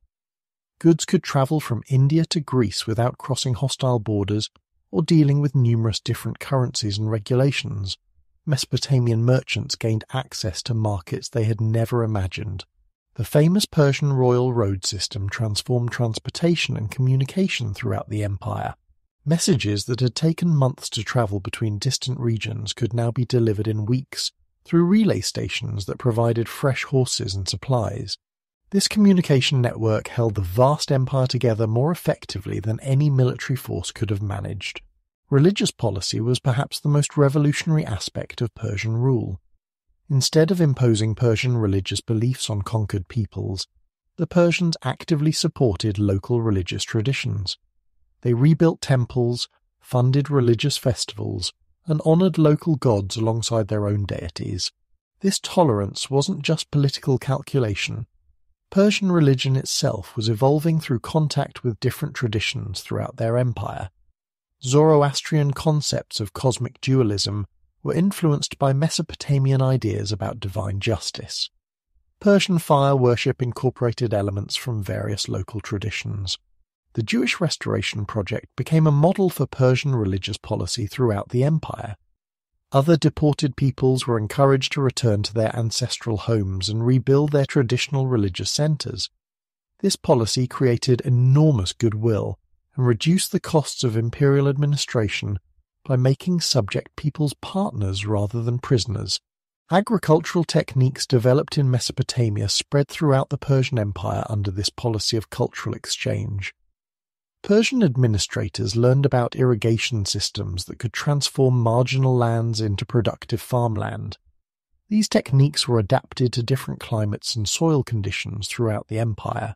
Mesopotamian mathematical and astronomical knowledge found eager audiences in Persian courts. Babylonian astronomers were invited to establish observatories in other parts of the empire. Their mathematical techniques for calculating planetary positions and predicting eclipses were adopted by scholars from India to Egypt. Medical knowledge was another area of productive exchange.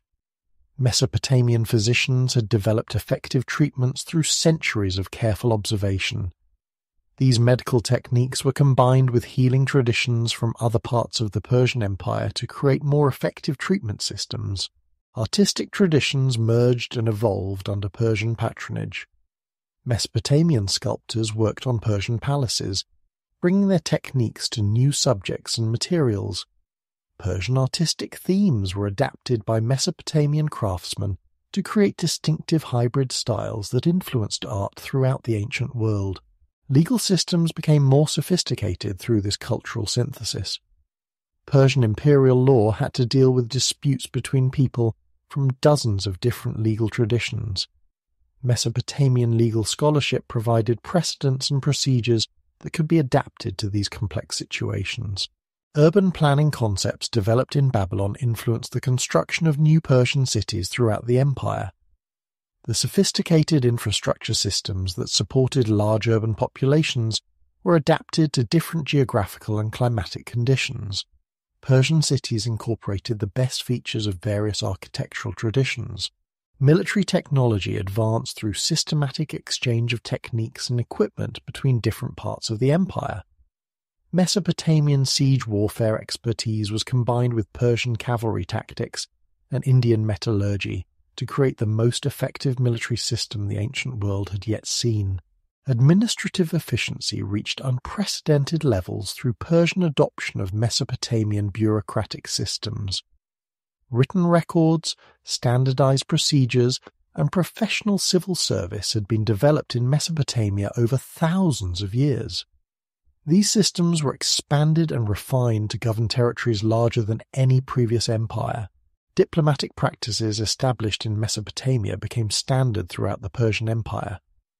The protocols for negotiations, treaty-making, and international relations that had been refined through centuries of city-state diplomacy were applied to managing relationships between entire peoples and kingdoms. Cultural prestige made Mesopotamian civilization a model for elite behavior throughout the Persian Empire. Persian nobles adopted Mesopotamian manners, dress, and customs as signs of sophistication. This cultural influence spread Mesopotamian values and attitudes far beyond the political boundaries of the empire. Economic systems developed in Mesopotamia were extended throughout the Persian Empire. Banking practices, commercial law, and trade organization that had evolved to serve Mesopotamian needs were adapted to facilitate commerce across much larger territories and between more diverse populations. Scientific methodology that had been developed in Mesopotamian schools influenced scholarship throughout the Persian Empire. The systematic observation, record-keeping, and theoretical analysis that characterized Mesopotamian astronomy and medicine were applied to studying natural phenomena in many different regions. Technological innovations moved freely throughout the Persian system thanks to policies that encouraged rather than restricted cultural exchange. Techniques developed in one region were quickly adapted and applied in others. This technological diffusion accelerated innovation and improved living standards throughout the empire. The Persian period saw unprecedented prosperity in Mesopotamian cities. Without the burden of supporting constant military campaigns, resources could be devoted to productive activities. Population growth resumed after centuries of warfare and deportation. Cultural achievements reached new heights under imperial patronage. As Persian rule took hold, Mesopotamian civilization was already seeding the future world. The tolerance and cultural exchange that characterized Persian administration created channels through which Mesopotamian knowledge would reach Greece, Rome, and eventually the modern West. Ideas developed in ancient Mesopotamia were beginning their journey toward global influence. The Persian conquest of Babylon in 539 BC marked the end of Mesopotamian political independence, but it was actually the beginning of Mesopotamian civilization's greatest influence on human history. Under Persian rule, ideas that had been developed over thousands of years in the valleys between the Tigris and Euphrates began spreading throughout the ancient world. Greek scholars who visited the Persian Empire encountered Mesopotamian learning for the first time. They were amazed by the sophistication of Babylonian mathematics, astronomy, and medicine.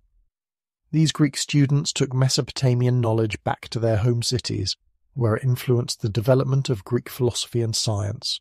The famous Greek mathematician Thales is believed to have studied Babylonian mathematical techniques during travels in the Persian Empire. The geometric principles he brought back to Greece became foundational to Greek mathematical thinking. Other Greek scholars learned Babylonian astronomical methods that they used to develop their own theories about celestial movements. Persian administrative practices that had incorporated Mesopotamian systems influenced the development of Hellenistic kingdoms after Alexander the Great's conquests. The bureaucratic methods, legal procedures, and governmental structures that Persian rulers had learned from Mesopotamian traditions were adopted and adapted by Greek successor states.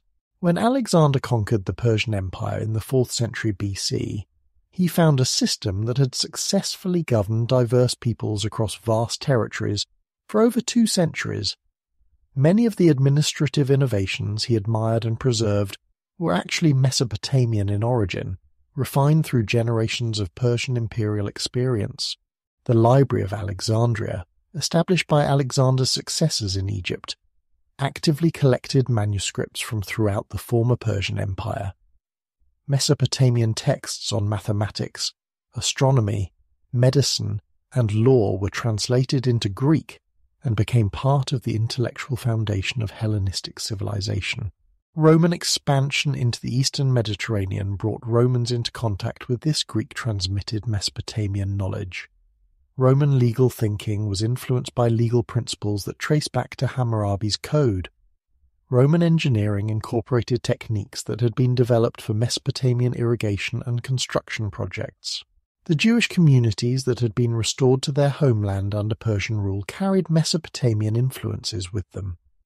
Biblical texts that had been composed or edited during the Babylonian exile contained Mesopotamian literary techniques, legal concepts, and theological ideas. These influences became part of Jewish tradition and eventually Christian thought. Early Christian scholars encountered Mesopotamian ideas through multiple channels: Jewish tradition, Greek philosophical schools, and direct contact with Persian-influenced regions. Christian theology developed concepts of cosmic history, divine providence, and ethical monotheism that showed clear Mesopotamian influences filtered through centuries of cultural transmission. The rise of Islam in the 7th century AD created new opportunities for Mesopotamian knowledge to influence world civilization. Islamic scholars who conquered former Persian territories found libraries containing texts that traced back to ancient Mesopotamian origins. They translated and preserved knowledge that might otherwise have been lost. Islamic mathematicians and astronomers built directly on foundations that had been laid in ancient Mesopotamia.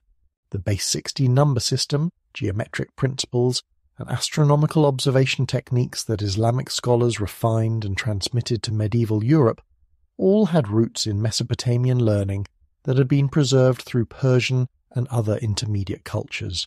Medieval European scholars who encountered Islamic science were actually receiving knowledge that traced back to ancient Mesopotamia through multiple lines of transmission. The mathematical techniques, astronomical observations, and medical treatments that helped stimulate the European Renaissance included elements that had been developed thousands of years earlier in Mesopotamian cities. The rediscovery of ancient Mesopotamian civilization through archaeological excavation in the 19th and 20th centuries revealed the full extent of this cultural transmission. Scholars realized that many ideas they had attributed to Greek or Islamic origins actually traced back much further to Mesopotamian sources. Cuneiform tablets deciphered by modern scholars showed that Mesopotamian mathematicians had developed techniques that weren't rediscovered in Europe until the late medieval period. Mesopotamian astronomical records provided data that was still useful to modern scientists studying long-term celestial cycles. Legal historians discovered that principles of justice, evidence, and punishment that form the foundation of Western legal systems could be traced back through Roman law to Greek philosophy to Persian administration to Mesopotamian legal codes. Hammurabi's insights about proportional punishment and consistent legal procedure had influenced legal thinking for over 3,000 years. Archaeological evidence revealed that technological innovations credited to later civilizations had often been pioneered in ancient Mesopotamia. The wheel, writing, urban planning, irrigation systems, and metallurgical techniques all showed Mesopotamian origins that had been transmitted through various cultural channels to later societies. Religious and philosophical ideas that seemed distinctly Western often showed Mesopotamian influences when traced back to their origins. Concepts of divine justice, moral law, and human responsibility that characterized Judaism, Christianity, and Islam all showed evidence of development that had begun in Mesopotamian religious thinking. Literary techniques and narrative structures that defined Western storytelling traditions traced back to Mesopotamian origins. The Epic of Gilgamesh provided models for heroic literature that influenced Homer, Virgil, and ultimately modern writers. The structure of epic poetry, the characterization of heroes, and the exploration of themes like mortality and friendship all showed Mesopotamian precedents. Economic concepts that seemed modern had ancient Mesopotamian origins. Banking practices, commercial law, and international trade regulations all showed development that had begun in Mesopotamian cities and been transmitted through various cultural intermediaries to modern business systems. Political ideas about law, administration, and imperial governance showed similar patterns of transmission. The concept of ruling diverse peoples under consistent legal systems, the development of professional bureaucracies, and the balance between central authority and local autonomy all had precedence in Mesopotamian political experience.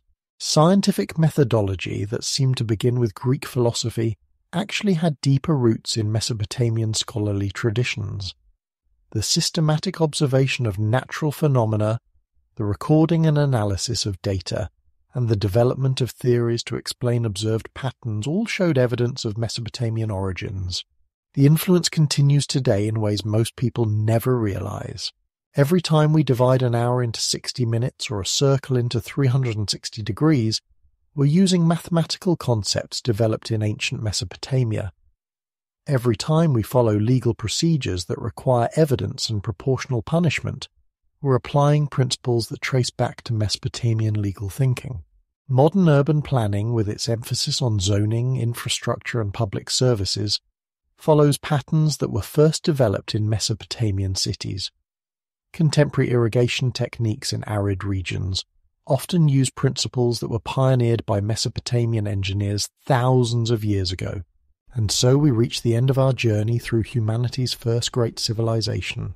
The story that began with nomadic herders settling along two rivers has led us through the development of writing, law, cities, empires, and cultural achievements that still influence our daily lives.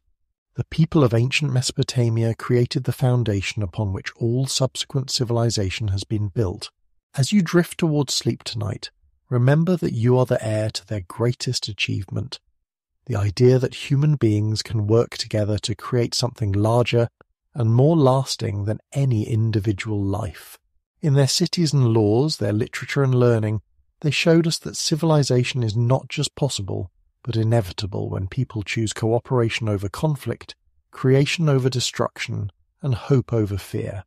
The rivers still flow between their ancient banks, but now they carry not just water and silt, but the accumulated wisdom of humanity's first great experiment in organized society. Every innovation, every insight, every hard-won lesson from those early pioneers continues to shape our world. In learning their story, we discover our own origins and perhaps glimpse our future possibilities. Here at the end of our journey, we can see the complete transformation that unfolded over those 5,000 years between the rivers. What began with a small group of farmers deciding to stay beside the Tigris instead of following nomadic herds became the foundation for everything we call human civilization. Think about the magnitude of what we've witnessed tonight. People who had never seen a written word invented the first scripts that could capture human speech in permanent form. Communities that had never known anything larger than extended families created the first cities where thousands of strangers could live and work together peacefully.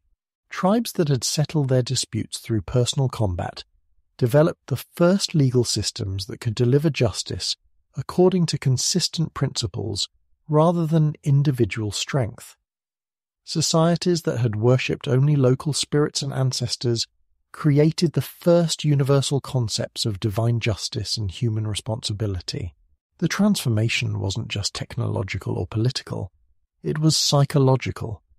These ancient Mesopotamians literally changed what it meant to be human. Before their innovations, people lived entirely in the present moment. Survival depended on immediate responses to immediate threats. Planning beyond the next season was impossible. Writing allowed human knowledge to accumulate across generations. Legal codes made complex cooperation possible between people who didn't know each other personally. Cities created environments where individual specialization could serve common purposes. Religious systems provided shared meanings that could unite diverse populations. The agricultural surplus that made everything else possible grew from learning to work with natural cycles rather than against them. The social organization that managed that surplus grew from understanding that individual prosperity depended on community success. The cultural achievements that justified that organization grew from recognizing that human life could be about more than mere survival. Each innovation built on previous achievements in ways that multiplied their impact. Writing made law possible. Law made cities possible. Cities made specialized crafts possible. Specialized crafts made trade possible. Trade made cultural exchange possible. Cultural exchange made new innovations possible. The empires that rose and fell throughout Mesopotamian history weren't just political structures. They were experiments in human organization. The Sumerians showed that city-states could cooperate without losing their identities. Sargon proved that diverse peoples could be united under common rule. Hammurabi demonstrated that written law could create justice across cultural boundaries. The Assyrians revealed the limits of rule through terror. The Babylonians showed the power of rule through cultural achievement. The Persians pioneered rule through tolerance and mutual benefit. Each approach taught lessons that influenced every subsequent attempt at large-scale human organization. But the greatest achievement wasn't any particular invention or institution. It was the idea that human beings could consciously shape their own future. Before Mesopotamian civilization, people accepted whatever conditions they inherited from their parents and ancestors. Mesopotamians began believing they could make their children's lives better than their own. This belief in human improvement drove everything else. It motivated the backbreaking work of digging irrigation canals and building city walls. It inspired the intellectual effort of developing writing systems and legal codes. It sustained the cultural work of creating literature and art that could inspire future generations. The complex relationship between innovation and power that we've traced throughout this story continues shaping our world today. Every technological advance creates new possibilities for both cooperation and conflict. Every expansion of human capability raises new questions about how that capability should be used. As you drift towards sleep tonight, consider how these ancient Mesopotamians, working with nothing but human ingenuity and determination, created every building block of what we call civilization. Their cuneiform tablets preserve the very idea that human speech can be captured in writing. Their legal concepts still guide our courts when judges weigh evidence and determine punishments. Their city planning still shapes our urban spaces when architects design neighborhoods and engineers install infrastructure. The mathematical systems they developed still measure our time and space. The agricultural techniques they pioneered still feed billions of people. The trade networks they established still connect distant regions in webs of mutual dependence. The governmental structures they created still organize human societies across the globe. Most remarkably, the questions they asked are still the questions we ask. How can diverse people live together peacefully? How can individual freedom be balanced with collective need? How can power be exercised justly? How can knowledge be preserved and transmitted? How can human life be made meaningful rather than merely survivable? Their answers weren't perfect, but they were the first answers. Everything that came afterward built on their foundations. We are still living in the civilization they created, still developing the possibilities they imagined, still working with tools they invented. Picture those ancient rivers flowing quietly through the night. The Tigris and Euphrates still carry their waters toward the Persian Gulf, just as they did when the first farmers settled along their banks 10,000 years ago. The physical geography remains unchanged, but everything else has been transformed by human imagination and effort. In the darkness beside those rivers, you can almost see the ghosts of all the people whose lives we've shared tonight. The anonymous farmer who first planted barley in irrigated soil. The unknown scribe who pressed the first cuneiform symbols into wet clay. The forgotten engineer who built the first arch that could span a wide space without collapsing. They couldn't have imagined where their small innovations would lead. The farmer just wanted to feed his family more reliably. The scribe just wanted to keep track of grain deliveries more accurately. The engineer just wanted to build something that would last beyond his own lifetime. Yet their individual contributions combined into something greater than any of them could have envisioned. Their children built on what they had accomplished. Their children's children added new improvements. Generation after generation, the accumulated achievements grew larger and more sophisticated. This is perhaps the most beautiful lesson from our long journey through Mesopotamian history. No single person created civilization. It emerged from countless individual decisions by ordinary people who chose cooperation over conflict, creation over destruction, hope over despair. The woman who shared her grain with hungry neighbors during a bad harvest was participating in the development of social cooperation. The man who taught his son better techniques for working metal was contributing to technological progress. The child who learned to read and write was helping preserve human knowledge for future generations. Each person made choices that seemed small at the time but proved momentous in their accumulated impact. They remind us that we too are part of this continuing story. The decisions we make today about how to treat other people, how to use our knowledge, how to care for our communities will influence human civilization for generations we'll never meet. The rivers keep flowing in their ancient channels, carrying fresh water from distant mountains to the sea. But now they also carry the legacy of everyone who ever lived along their banks, worked in their fields, built cities near their waters, and dreamed of better futures for their children. As you join the countless millions who have fallen asleep beside these rivers over the millennia, you become part of their story. Your life connects to theirs through invisible threads of shared humanity, common dreams and inherited wisdom. In sleep, you return to the source of all human achievement, the simple recognition that we are stronger together than we could ever be alone.